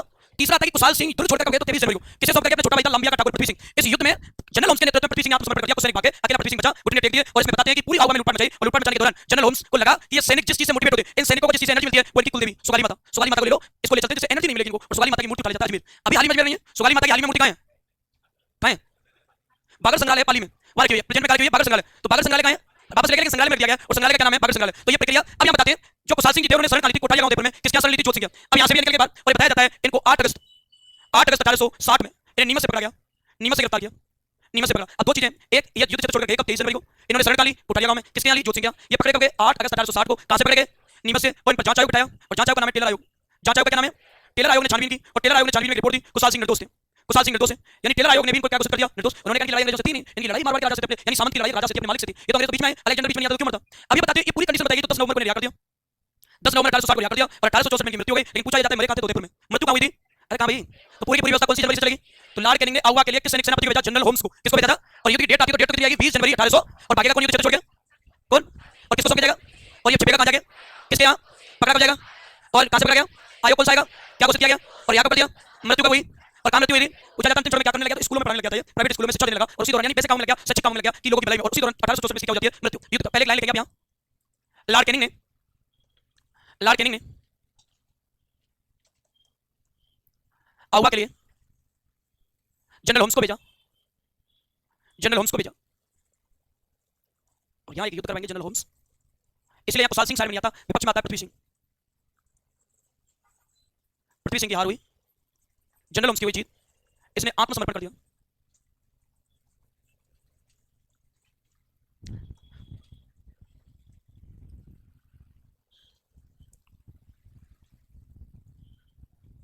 आज की जो तैयारी करते हुए क्वेश्चन खत्म नहीं होता, आगे क्वेश्चन ही नहीं आते, सीटी के लिए थोड़ी पढ़ रहे हैं, पढ़ते नहीं पड़ जाएगा।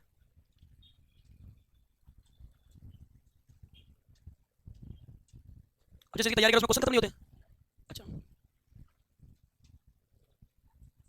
मैं आपको क्वेश्चन दूंगा, गूगल पर सर्च करना है आपको।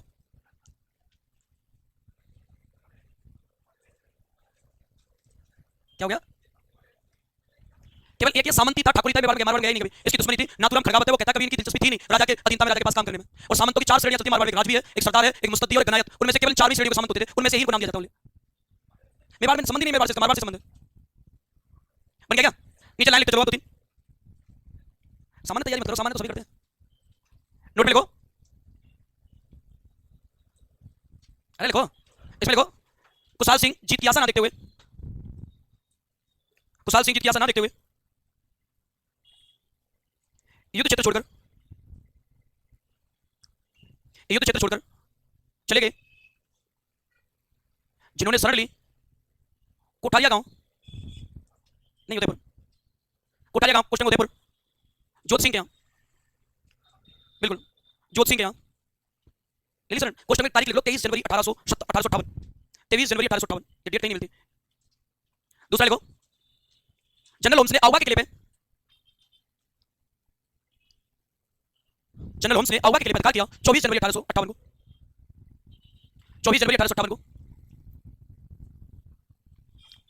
नेक्स्ट लाइन बनाना, होम्स सुगाली माता की मूर्ति उठाकर, हाँ नोट में, जनरल होम्स सुगाली माता की मूर्ति उठाकर अजमेर ले गया, जो वर्तमान में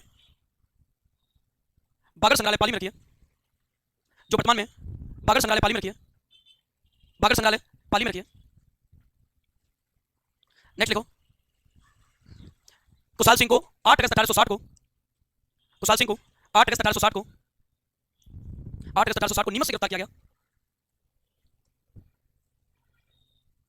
नीमच से गिरफ्तार किया गया, जिनके लिए जांच आयोग, टेलर आयोग, जिनके लिए जांच आयोग, टेलर आयोग बिठाया, जांच आयोग टेलर आयोग बिठाया, जो कुशाल सिंह को निर्दोष घोषित करता है।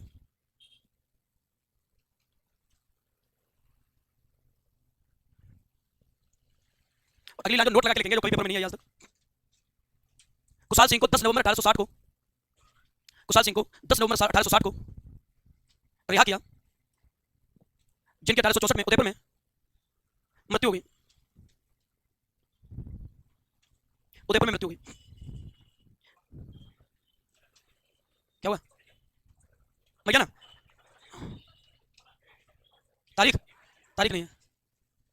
देखो, इसके लिए 2 स्टेटमेंट आप याद रखोगे, एक है नाथुराम खड़गावत, नाथुराम खड़गावत, और एक है प्रचार। अब इसको समझो सारे लोग, ये 2 व्यक्ति हैं, नाथुराम खड़गावत और प्रचार। नाथुराम खड़गावत की किताब पेपर में आती है, राजस्थान रोल्स स्ट्रगल इन 1857, ये किताब का नाम है, नाथुराम खड़गावत लिखिए, राजस्थान रोल्स स्ट्रगल इन 1857। इस किताब में कहता है कि कुशाल सिंह की लड़ाई अंग्रेजों से नहीं थी, उसकी लड़ाई अपने राजा तख्त सिंह राठौर से थी। और नाथुराम खड़गावत ने एक लाइन और बोली, ये बोलता है प्रचार की तख्त सिंह से थी, और ये नाथुराम खड़गावत कहता है कि जब कुशाल सिंह को पेश किया गया तो कुशाल सिंह को एक सूरवीर और राष्ट्रभक्त की तरह अदालत में पेश किया गया और रिहा किया गया था। तो दोनों चीजें अलग अलग हैं। इसकी किताब है immunity, immunity state of Rajputana, of Rajputana, ये इसकी किताब है। और इस किताब में, दोनों किताबों में अलग बात बोली गई है। इस किताब में बोली गई है कि कुशाल सिंह को सूरवीर और राष्ट्रभक्त की तरह पेश किया गया, और एक किताब कहती है लड़ाई अंग्रेजों से नहीं थी, अपने राजा तख्त सिंह राठौर के खिलाफ थी। ये तो अंग्रेज बीच में आ गए, नहीं तो वो एरन क्राइक सैनिकों की मदद करने के पक्ष में नहीं था, मूड में नहीं था, लेकिन उसने तो की क्योंकि और कोई जरिया नहीं था, उसने अपने राजा के खिलाफ लड़ाई छेड़ी थी। तो एक तो नाथुराम खड़गावत और दूसरा कौन सा है? प्रचार। तो पहले इसका स्टेटमेंट लिखेंगे, नाथुराम खड़गावत, किताब इंपॉर्टेंट है।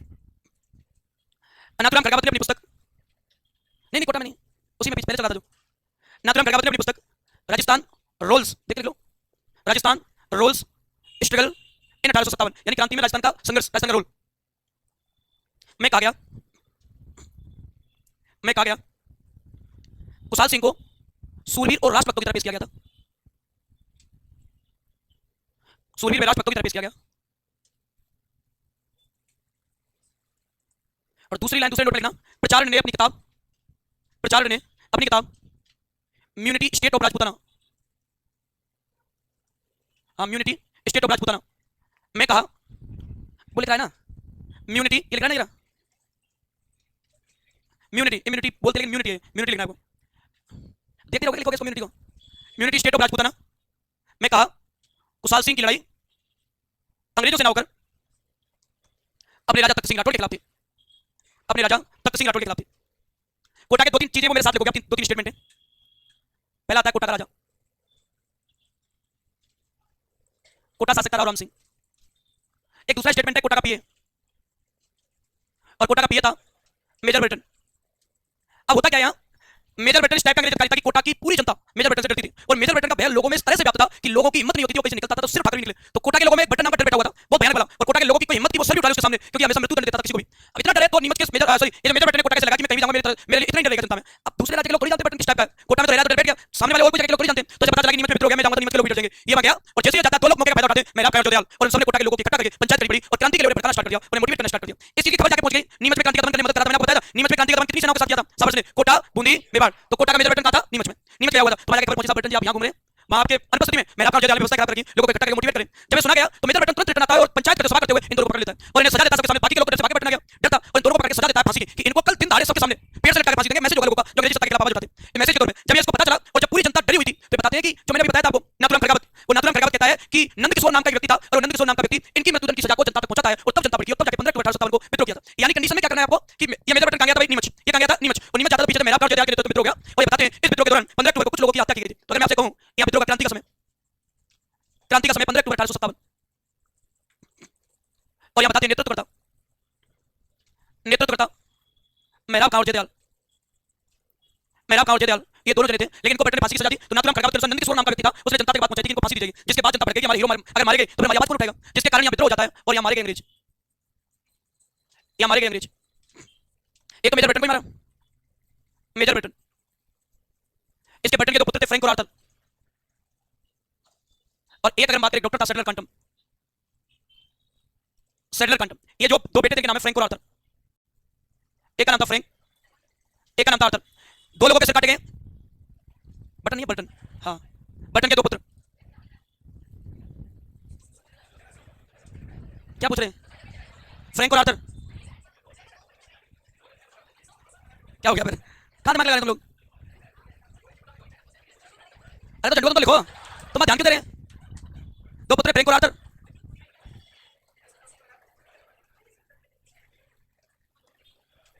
सही है जमा के लिख दिया। दो अंग्रेज अधिकारियों के सिर काटे गए, मैकमोसन और एक मेजर ब्रिटेन। मैकमोसन का सिर काट के काटा गया था होगा, और मेजर ब्रिटेन का सिर काट के पूरे कोटा में घुमाया गया, और इसको काटकर तलवार की नोक पर रख के घुमाया गया था, और जितने लोगों में डर था उन लोगों के गेट खुलवाए गए, उन्हें दिखाया गया कि ब्रिटेन नाम का डर नहीं रहा, जिससे तुम डरते थे उसको मार दिया गया, वो जिंदा नहीं है, वो जीवित नहीं है। और ये बताते हैं कि सारे लोगों के दिलों से डर निकाल दिया गया, और जो राव राम सिंह है, इस राव राम सिंह को क्रांतिकारियों ने कोटा के लिए नजरबंद कर दिया। अब सबसे बड़ी बात राजा कैद कैसे रहे, राजा की टीस हो गई, मैं राजा हूं और अंदर बंद कर रखा है मुझे, मैं कैसे रह सकता हूं बंद। तो इन्होंने क्या किया, क्रांतिकारियों से मीटिंग करने की योजना बनाई, लेकिन क्रांतिकारी मिलने के तैयार नहीं है। तो संप्रदाय प्रत्येपन बल्लभ संप्रदाय, प्रत्येपन बल्लभ संप्रदाय, बल्लभ संप्रदाय की क्या खासियत है, क्या खासियत है बल्लभ संप्रदाय की, किसकी पूजा करते हैं, कृष्ण के बाल रूप के, किसकी करते हैं, इनकी 8 लोग मद्रास से निकले थे मूर्तियों को लेकर, तो 8 जगह इनकी ब्रांच खोली गई बल्लभ संप्रदाय की, उनमें एक ब्रांच कोटा में खोली मथुरेसी मंदिर कोटा, और मथुरेसी कोटा के मंदिर का मेहता कन्हैयालाल गोस्वामी। अब राव राम सिंह को पता था कि किसकी मानेंगे क्रांतिकारी, तो मेहता से मीटिंग करते, तो राव राम सिंह ने कन्हैयालाल गोस्वामी को पत्र लिखा, मथुरेसी मंदिर का मेहता, उससे कहा मेरी मीटिंग करनी मैं समझौता करना चाहता हूं क्रांतिकारियों से। तो कन्हैयालाल गोस्वामी ने सूचना सैनिकों तक पहुंचाई कि राव राम सिंह समझौता करना चाहता है, तो क्रांतिकारियों ने कहा समझौता कर लेंगे, लेकिन हमारी शर्त है, सत्य है कि हम एक स्टाम्प पेपर देंगे राव राम सिंह को, उस स्टाम्प पेपर पर साइन करने होंगे। उन्होंने क्या लिखा होगा उस पर लिखा हुआ होगा अंग्रेज अधिकारी मेजर ब्रिटेन की जो हत्या हुई है वो राव राम सिंह के द्वारा करवाई गई है, इस पर साइन कर दे कि राव राम सिंह के द्वारा मेजर ब्रिटेन को मरवाया गया, मेरा भी हाथ है, ऐसे स्टाम्प पेपर पर साइन कर दे। इससे क्या होगा, इससे होगा अंग्रेज और राजा के जो संबंध विच्छेद हो जाएंगे, यही तो करना हमारा टारगेट है। अगर इस स्टाम्प पेपर पर साइन करता है तो हम उसे छोड़ने के लिए तैयार हैं। राव राम सिंह को भेजा गया, बताया गया साहब ऐसे आप साइन करने होंगे, क्या लिखा हुआ कि आपको ब्रिटेन की जिम्मेदारी लेनी होगी, ठीक है लेने के लिए तैयार हो, मुझे तो स्टाम्प पेपर पर साइन करके थोड़े से रियायतों पर अधिकार छीन लेंगे, अधिकार नहीं लेंगे। तब अंग्रेजी सरकार को विश्वास हो गया स्टाम्प पेपर को पढ़ा कि ब्रिटेन के त्याग जिम्मेदार राव राम सिंह के दबाव में किए हुए साइन है, ऐसा कर ही नहीं सकता राव राम सिंह, अंग्रेजों को विश्वास नहीं हुआ और उन्होंने अंग्रेजों के करौली के राजा मदन पाल को कहा चाहिए आपकी जिम्मेदारी कोटा के राजा को रिहा करवाने की। तो कोटा के राजा को रिहा करवाने गया था करौली का राजा मदन पाल, और जनवरी 1858 में उसे रिहा करवाया। अब सबसे बड़ी बात है मेजर ब्रिटेन का सिर काटकर पूरे कोटा शहर में घुमाया गया, और राव राम सिंह ने मदद के लिए समझौते के लिए मीडिएटर किसको बनाया था, मथुरेसी मंदिर का मेहता कन्हैयालाल गोस्वामी। तो यहां पर लिखेंगे इसमें मेजर ब्रिटेन में इसकी गर्दन काटकर संपूर्ण कोटा शहर में घुमाई, संपूर्ण कोटा शहर में घुमाई थी। एक समझौता हुआ क्रांतिकारियों और राव राम सिंह के मध्य, इस मध्य से आगे लिखना है, घुमाई थी, सिर को काट के घुमाया।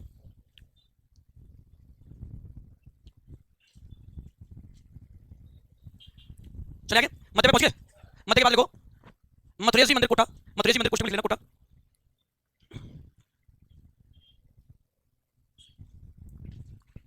कि महंत कन्हैयालाल गोस्वामी, महंत कन्हैयालाल गोस्वामी की मध्यस्थता से किया गया, की मध्यस्थता से किया गया, जिसमें राव राम सिंह ने मेजर ब्रिटेन की हत्या की जिम्मेदारी अपने सिर ले ली, अपने सिर ले ली, जिम्मेदारी अपने सिर ले ली। अभी बताओ संबंध विच्छेद होंगे नहीं होंगे?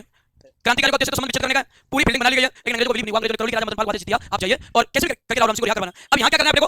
दो तीन चीजें अपने को पढ़नी है। एक तो जनवरी 1858 करौली का राजा मदन पाल, करौली शासक मदन पाल और करौली शासक मदन पाल ने राव राम सिंह को रिहा करवाया। एक तो आप ये चीज ध्यान रखोगे कि करौली राजा मदन पाल ने किसको रिहा करवाया था? कोटा के राजा को रिहा करवाया जनवरी 1858 में। लेकिन क्रांति का दमन करने आया मार्च 1858 में जनरल रॉबर्ट्स ने आकर यहाँ क्रांति का दमन किया। अब ये चीज देखो आप, यहाँ राजा को तो केवल रियासत ने करवाया, लेकिन क्रांति का पूरी तरह से दमन किसने किया? जनरल रॉबर्ट्स ने। अब दो चीज आती है। अच्छा, क्रांति कोटा में कब स्टार्ट हुई थी?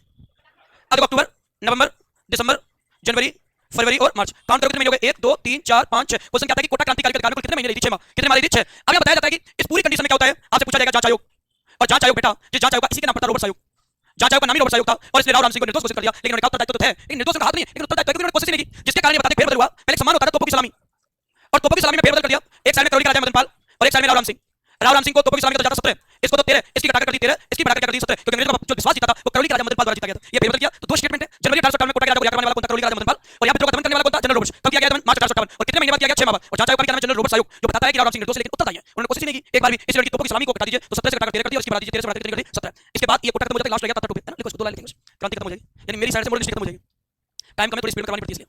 नोट में फर्स्ट नोट लगाओ, फर्स्ट नोट लिखना जनवरी 1858 को, हाँ को करौली राजा मदन पाल ने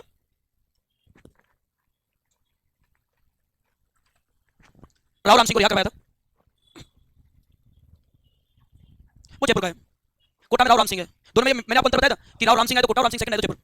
नेक्स्ट लाइन लिखेंगे नोट में, कोटा में क्रांति का दमन,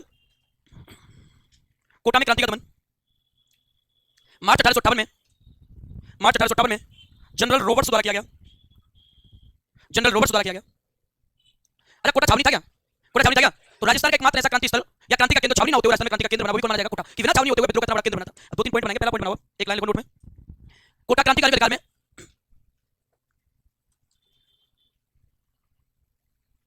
क्रांतिकारी के अधिकार में कुल 6 माह रहा था, कुल 6 माह रहा था, 6 महीने।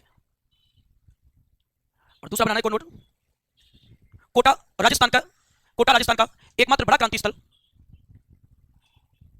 बड़ा क्रांति स्थल जो छावनी ना होते हुए, जो छावनी ना होते हुए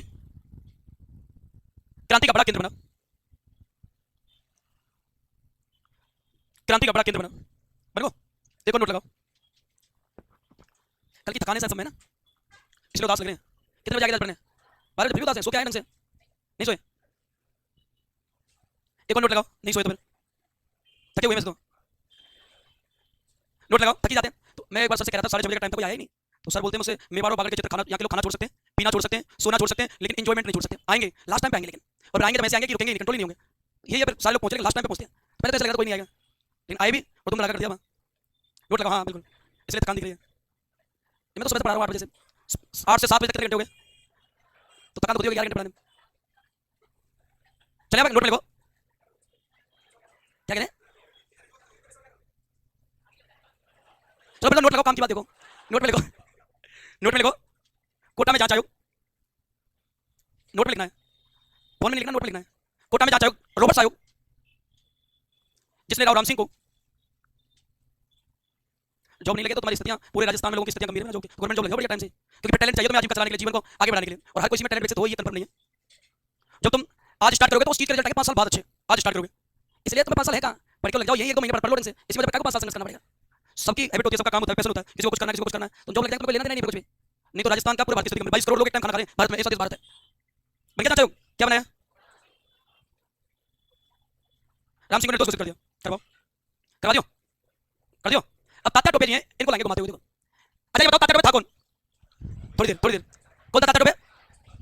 कई बार क्या समय बढ़ता जाता है ना, तो एक्टिविटी आ जाती है टाइम के अकॉर्डिंग। कौन था तात्या टोपे? क्या था? नाना साहब का एपी या पीए? एपी कब होने लगे? कमांडर था। कौन था? कमांडर। अब देखो नाना साहब का कमांडर था तो नाना साहब हार गए युद्ध में कोलिन कैंपबेल से, तो तात्या टोपे ग्वालियर आ गए। और इधर से रानी लक्ष्मीबाई हीरोज नाम के अंग्रेज अधिकारी से आ गई, तो रानी लक्ष्मीबाई भी आ गई ग्वालियर। तो तात्या टोपे और रानी लक्ष्मीबाई का गठबंधन का हो गया ग्वालियर में, और ग्वालियर में मिलकर दोनों ने क्रांति की। तो सबसे पहले अगर हम बात करें तो ग्वालियर को लेकर, तो ध्यान रखना ग्वालियर में क्रांति का नेतृत्व, ग्वालियर में क्रांति का नेतृत्व, क्रांति का नेतृत्व रानी लक्ष्मीबाई को अपन ज्यादा तथ्य इसलिए नहीं पढ़ेंगे क्योंकि रानी लक्ष्मीबाई इंडिया में आती है तो सर आपको बता देंगे कि राजस्थान में पीछे रह जाएगा, पूरा होगा नहीं टाइम मेरे पास, जो खूब सारी लंबी स्टोरी ना। अब इसको कर ले ग्वालियर, तभी तो कह रहा हूं। अब देखो ग्वालियर में इधर है तात्या टोपे और एक रानी लक्ष्मीबाई। अच्छा तो ये बताओ रानी लक्ष्मीबाई की छतरी कहां है? और दूसरा मुद्दा था रानी लक्ष्मीबाई को मर्द किसने कहा है? हीरोज। किसने कहा? हीरोज ने। एक नाम दिया जाता है महलपरी, और महलपरी किसको कहते हैं? बेगम हजरत महल को। अब यहां क्या करेंगे, इन दोनों के पास लड़ने के लिए सेना को हथियार और सेना को खाने खिलाने के लिए पैसे नहीं है। तात्या टोपे जी पूरे राजस्थान में गए, पूरे भारत में राजा से मदद मांगने गए, लेकिन किसी ने कोई समर्थन नहीं दिया, कोई मदद नहीं की। और इनको आर्थिक सहायता जिसके द्वारा की गई थी वो था अमरचंद भाटिया। इन दोनों को आर्थिक सहायता किसने दी? अमरचंद भाटिया ने आर्थिक सहायता दी, और आर्थिक सहायता की थी अमरचंद भाटिया ने। अमरचंद भाटिया मूलतः कांकेर निवासी, अरे अमरचंद भाटिया का जन्म कहां हुआ? तो अमरचंद भाटिया ने, इनका मूल निवास है भाई बीकानेर। इनकी जाति और धर्म से थे जैन। और आप जानते हो जैनियों में एक सिद्धांत चलता है सत्य अहिंसा अस्तेय अपरिग्रह, अरे ब्रह्मचर्य। अहिंसा यानी सत्य धारण नहीं कर सकते। तो अमरचंद भाटिया से जब पूछा गया था कि आप अंग्रेजी नीति से किस टाइप से बिलोंग करते हो, तो भाटिया ने कहा था कि मैं अगर चाहूं तो अंग्रेजों को यहां से कब भगा दूं, लेकिन मेरे हाथ में कंट्रोल नहीं है, और मैं जैन धर्म से बिलोंग करता हूं, मैं हथियार धारण नहीं कर सकता, सिद्धांत तोड़ नहीं सकता नियम। इसलिए अगर भविष्य में मुझे कोई ऐसा मौका मिला कि मैं बिना हथियार धारण किए अंग्रेजों के खिलाफ कुछ कर सकूं तो जरूर करूंगा। मौका मिला यहां इनकी मदद करने में, और ये बताते हैं इनको मदद की। और इसको फांसी कब दी गई थी? 22 जून 1858 को। और इनको नाम देते हैं, उपनाम दिए जाते हैं इनको, राजस्थान का मंगल पांडे, राजस्थान का मंगल पांडे, क्रांति का बामाशाह, क्रांति का दानवीर कर्ण, दानवीर कर्ण। अब इस कंडीशन में रानी लक्ष्मीबाई उसको हीरो परास्त कर देता है जून 1858 में, और इनको परास्त करने के बाद रानी लक्ष्मीबाई की मृत्यु हो जाती है। रानी लक्ष्मीबाई के बारे में पढ़ चुके हो, इसलिए अपन तात्या टोपे के पास आएंगे। तात्या टोपे का वास्तविक नाम क्या था भाई? भूप सिंह। वास्तविक नाम दोनों रामचंद्र पांडुरंग। अरे ठीक है, रामचंद्र पांडुरंग। इनका वास्तविक नाम क्या था जाना है? पढ़ना है? रामचंद्र कई बार मैं नहीं समझ पाता कहना क्या चाह रहे हैं। वास्तविक नाम क्या है? रामचंद्र पांडुरंग। अब इस कंडीशन में बात आती है, इनका राजस्थान में आगमन हुआ भाई, और राजस्थान में तात्या टोपे का आगमन 2 बार हुआ। ये राजस्थान में 2 बार आए कुल तात्या टोपे। अब ग्वालियर से, तो ग्वालियर एमपी में, इधर से आएंगे और इधर से एंट्री की। तो पूछा जाता है सर्वप्रथम तात्या टोपे राजस्थान में कब और कहां आए? तो राजस्थान में पहली बार आए थे 8 अगस्त 1857 को मंडलगढ़। मंडलगढ़। अब मुझे तात्या टोपे राजस्थान में पहली बार कौन सी जगह पे आए? मंडलगढ़। दयानंद सरस्वती राजस्थान में पहली बार आए करौली, कहां आए थे? और तात्या टोपे पहली बार राजस्थान में कहां? मंडलगढ़। अब मंडलगढ़ में आने के बाद भीलवाड़ा में आए, और भीलवाड़ा के बाद बताते हैं ये आगे गए झालावाड़, झालावाड़। और जो झालावाड़ था, ये झालावाड़ का राजा था पृथ्वी सिंह। इन्होंने पृथ्वी सिंह को परास्त कर दिया, और पृथ्वी सिंह को परास्त करके झालावाड़ पे कब्जा कर लिया, और झालावाड़ के राजा से 5 लाख रुपए वसूले चंदे के रूप में। अब इनको लगा थोड़ा आगे जाना चाहिए, तो आगे गए देवली की तरफ, लेकिन देवली में पे मोहम्मद नासिरुद्दीन खां या मोहम्मद नासिर खां ने इनकी देवली में मदद की, या मोहम्मद नासिर मोहम्मद खां इनके द्वारा मदद की। इसके बाद मेवाड़, मेवाड़ के बाद ये सीकर, सीकर में एक व्यक्ति था भैरव सिंह, ऐसे कहते थे भैरव लाल। और भैरव लाल ने बताते हैं सीकर में तात्या टोपे के आने पर प्रतिबंध लगा दिया, सीकर में आप नहीं आ सकते, आप पर प्रतिबंध। तो इधर बैठते बैठते वापस ग्वालियर चले गए। फिर ये दोबारा आए, दोबारा नीचे से आए 11 दिसंबर 1857 को। अब की बार ये दोबारा आए थे बांसवाड़ा से, और बांसवाड़ा का राजा कौन था? लक्ष्मण सिंह। लक्ष्मण सिंह को इन्होंने परास्त कर दिया, और बांसवाड़ा के लक्ष्मण सिंह को कैद कर लिया। अब बांसवाड़ा से थोड़ा ऊपर गए प्रतापगढ़, ये पहुंचे प्रतापगढ़, लेकिन प्रतापगढ़ में मेजर रोक को पता चल गया, और मेजर रोक आ गया। आपको पता मेजर रोक कौन था? प्रतापगढ़ का पिया था। और ये बताते हैं मेजर रोक आ गया, मेजर रोक से आ जाते हैं, और मेजर रोक से आने के बाद मेवाड़ में जाते हैं। मेवाड़ में पहुंचे सलूमर, और सलूमर में मदद किसने की? केसरी सिंह ने। किसने मदद की? केसरी सिंह। इसके बाद पूरे राजस्थान में घूमे, लेकिन कहीं को मदद नहीं मिली। तो ऐसे बताते हैं तात्या टोपे ने राजस्थान में 1 रुपए में रोटी खरीदकर अपने सैनिकों को खिलाई थी, तब जाकर युद्ध जारी रहा। ये आपको पता जाएगा कि तात्या टोपे की मदद किसने की है। तो सलूमर का कौन है? केसरी सिंह। और टोका कौन है? मोहम्मद नासिर खान, नासिर मोहम्मद खान। और ये कितनी बार राजस्थान में आए? 2 बार। पहले कहां से आए थे? कब आए थे? 8 अगस्त 1857, और दोबारा कहां से आए? 11 दिसंबर 1857। और ये बताते हैं इसी दौरान ये 2 बार युद्ध में आए, एक मेजर रोक से और एक 9 अगस्त को, जस्ट एक दिन बाद कुआला के युद्ध में। भीलवाड़ा में जगह कुआला, और कुआला के युद्ध में ये जनरल होम्स के पास हुए। तो बताते हैं कंडीशन है जो चलती है। लेकिन आपसे पूछा जाता है तात्या टोपे संपूर्ण राजस्थान में गए, तो किस रियासत को छोड़कर पूरे राजस्थान में कहां नहीं गए तात्या टोपे? तो जैसलमेर। एकमात्र रियासत जहां टोपे जी नहीं गए वो कौन सी है? जैसलमेर। बाकी पूरे राजस्थान में इन्होंने मदद मांगी। तो ये प्रक्रिया बनती है, कितनी बार आएंगे? 2 बार। पहले कहां आएंगे? दोबारा कहां आएंगे? पहले कब आए? दोबारा कब आए? कितने लोगों ने मदद की? 2। एक टॉप में किसने? सलूमर के किसने? अच्छा कितने जगह हारे? 2 जगह। एक तो कहां हारे? कुआला में, और एक कहां हारे? प्रतापगढ़ में, मेजर रोक से। ऐसी रियासत जाए गए नहीं थे तो जैसलमेर। और ऐसी रियासत बताओ जान के जाने पर प्रतिबंध लगा दिया तो किसने लगाया था? इसके बाद वापस लौट गए। ऐसी समस्या के समय लोगों को फ्रेंड याद आते हैं, और अपने क्लासमेट के पास ले गए मानसिंह का, और उसको पता चला तो भंटे रहे, पकड़ मांगो तो नाम मिलेगी, तो उन्होंने पता बता दिया, पकड़ दिया गया था, और लास्ट में को क्या दी गई थी? फांसी। तो 2-3 लाइनें को अपनाओ एक बार, बस 10 मिनट का काम रह गया। पहली लाइन लिखेंगे तात्या टोपे राजस्थान में, शाम होते बार टाइम देखने लग जाते हो, कब मौका मिल जाने का। राजस्थान में 2 बार आए। सर्वप्रथम 8 अगस्त 1857 को मंडलगढ़ भीलवाड़ा।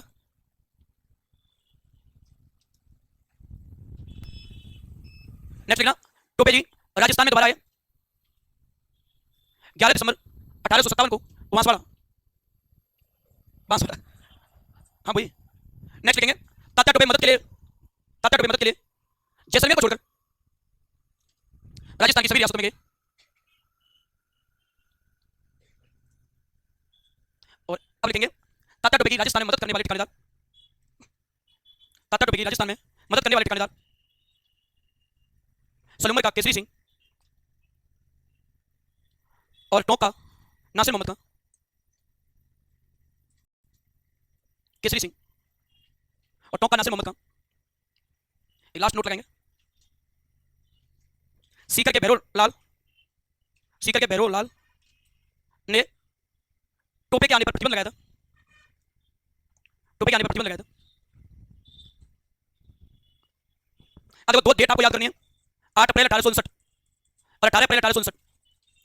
तात्या टोपे अपने फ्रेंड के पास गए मदद मांगने मानसिंह नरका, और मानसिंह नरका ने धोखेबाजी से पकड़वा दिया नरवल के जंगल एमपी, और नरवल के जंगल एमपी में पकड़वा दिया गया मित्र मानसिंह नरका के द्वारा, और फांसी दी गई थी शिवपुरी में, क्षिप्रा नदी के किनारे एमपी में इन्हें दी गई थी फांसी। और जो फांसी दी गई थी 8 अप्रैल 1859 को, एक मेजर साबर से मेवाड़ का भी है, उसने एक लाइन बोली थी, ग्राम सेवक में आई हुई है, उन्होंने कहा था कि तात्या टोपे को फांसी देना ब्रिटिश सरकार का अपराध है। आने वाली पीढ़ियां पूछेंगी कि इसका आदेश किसने दिया, उसकी पुष्टि किसने की। ये इनके लिए कथन है तात्या टोपे के लिए, कि तात्या टोपे के लिए मेजर साबर्स ने कहा, मेजर साबर्स इन्होंने ये कहा था। इसके अलावा अगर हम बात करें, इनके लिए कहावत है, जटे गए हो जीती हो, इसी कहावत में जटे गए हो जीती हो, खटके बिन रणखेत, खटके बिन रणखेत, रणखेत, जटे गए हो जीती हो, खटके बिन रणखेत, ऐसो लड़ियो ताती हो, ये इनके लिए कहावत है। और ये कहावत बोली गई है सूर्यमल मिश्रण के द्वारा। किसके द्वारा बोली गई है? जटे गए हो जीती हो, खटके बिन रणखेत, ऐसो लड़ियो ताती हो। तो ये कहावत आती है किसके द्वारा बोली गई थी? तो सूर्यमल मिश्रण के द्वारा। तो कब करवाएंगे इसे? काम करवाएंगे और फांसी कब दिलवाएंगे और कौन सी जगह? और इनकी फांसी पर स्टेटमेंट देने वाला व्यक्ति कौन है? मेजर साबर। और सूर्यमल मिश्रण ने क्या कहा? जटे गए हो जीती हो, खटके बिन रणखेत, ऐसो लड़ियो ताती हो। किसने कहा? लड़वा दो, पहले तो पकड़वाएंगे, नोट लगाओ, सूटा सूट चले, तो टाइम खत्म हो रहा है। उसमें देखो 8 अप्रैल 1859 को मित्र मानसिंह नरका, मित्र मानसिंह नरका की धोखेबाजी से, मित्र मानसिंह नरका की धोखेबाजी से, हाँ मैं लिख देता हूं, आज तो मुझे घूर रही है, क्या बोल दिया? मानसिंह नरका की धोखेबाजी से नरवल के जंगल एमपी में पकड़वाया गया, नरवल के जंगल एमपी में पकड़वाया गया। अभी जाते हो आप शाम के 7 बजे तक, शेष नहीं बचता तुम्हें कुछ। पीछे पकड़वा दिया क्या? किसको पकड़वाया है? कहाँ? कैसे चल रहा है, बस कोई पता नहीं, कोई पकड़ जाए, कुछ नहीं, 7 बज गए, पकड़वाओ मत पकड़वाओ, मरवा दो। देखो तात्या टोपे को फांसी, तात्या टोपे को फांसी, बस बस फांसी दे देंगे, बस करोगे तो। तात्या टोपे को फांसी 18 अप्रैल 1859 को शिवपुरी में, शिवपुरी कोष्टक में शिप्रा नदी एमपी, बिना कोष्टक बंद किए एमपी में दी गई शिप्रा नदी, बस 3 लाइन, ठीक। इनके अलावा है वो, समस्या तो इनके अलावा है, हाँ धोखा हो गया। देखो अगली लाइन नोट में लिखेंगे, वो खुश हो गई। अगली लाइन लिखना, मेजर साबर्स ने कहा, मेजर साबर्स ने कहा, इनवाइटेड कोमा आपको लगाना है, टोपे को फांसी देना, टोपे को फांसी देना ब्रिटिश सरकार का अपराध है, टोपे को फांसी देना ब्रिटिश सरकार का अपराध है। आने वाली पीढ़ियां पूछेंगी, हाँ आने वाली पीढ़ियां पूछेंगी, 1 मिनट, आने वाली पीढ़ियां, 1 मिनट, आने वाली पीढ़ियां पूछेंगी इसकी घोषणा किस लेगी का अपराध है। आने वाली पीढ़ियां पूछेंगी इसकी घोषणा किस लेगी और पुष्टि किस लेगी। अभी तक किसी ने नहीं किया। सूर्यमल मिश्रण ने कहा, नहीं अभी थोड़ी देर रुक जाओ बस, और तो कुछ नहीं था। सूर्यमल मिश्रण ने कहा इनवाइटेड कोमा में, सूर्यमल मिश्रण ने कहा इनवाइटेड कोमा में, ये देख लेना, जटे गए हो जीती हो, खटके बिन रणखेत, ऐसो लड़ियो ताती हो, खूब लंबा है, जटे गए हो जीती हो, खटके बिन रणखेत, ऐसो लड़ियो ताती हो।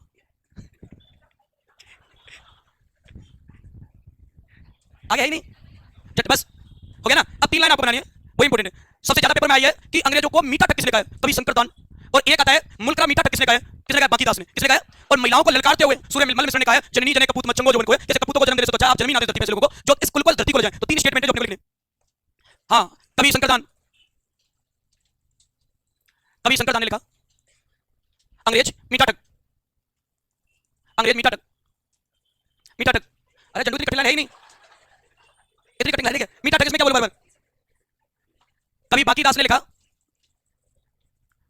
आओ अंग्रेजों मुल्क के ऊपर, सबसे इंपोर्टेंट ये है, आओ अंग्रेजों मुल्क के ऊपर, आयो नहीं आओ, अंग्रेजों मुल्क के ऊपर, समझ रहा हूं मैं, तभी तो क्रांति खत्म करवाई है।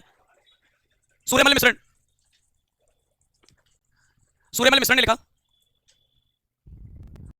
जननी जने कपूत मत चंगो जो है, सूर्यमल मिश्रण ने लिखा जननी जने कपूत मत चंगो जो है। आराम है ही नहीं इसमें, इस लाइन में, इस लाइन में आराम वाली बात है क्या? मतलब लाइन इतनी मोटिवेट वाली है और आप आराम से, जननी जने कपूत मत चंगो जो है, चंगो जो है सभ्यता सारी एक साथ सारी पढ़ेंगे, पहले नहीं सारी एक साथ पढ़ेंगे। बन गया क्या? एक लाइन और लिखा दें। बीडी सावरकर ने, बीडी सावरकर ने कहा,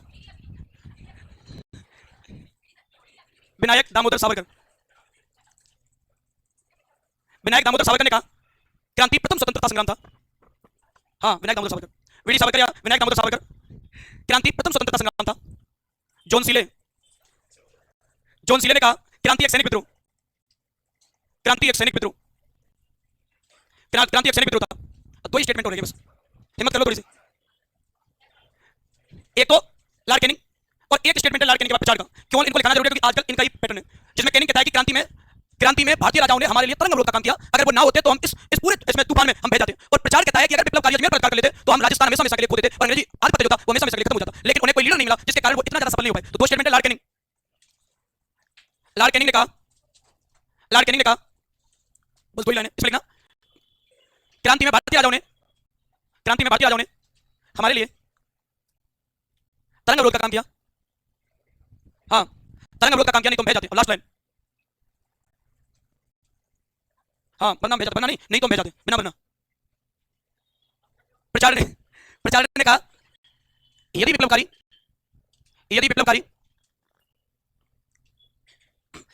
अजमेर पर अधिकार कर लेते तो हम, यदि क्रांतिकारी विप्लवकारी कहा को, यदि विप्लवकारी अजमेर पर अधिकार कर लेते तो हम राजस्थान से आधिपत्य खो देते। बस प्लान करेंगे ना।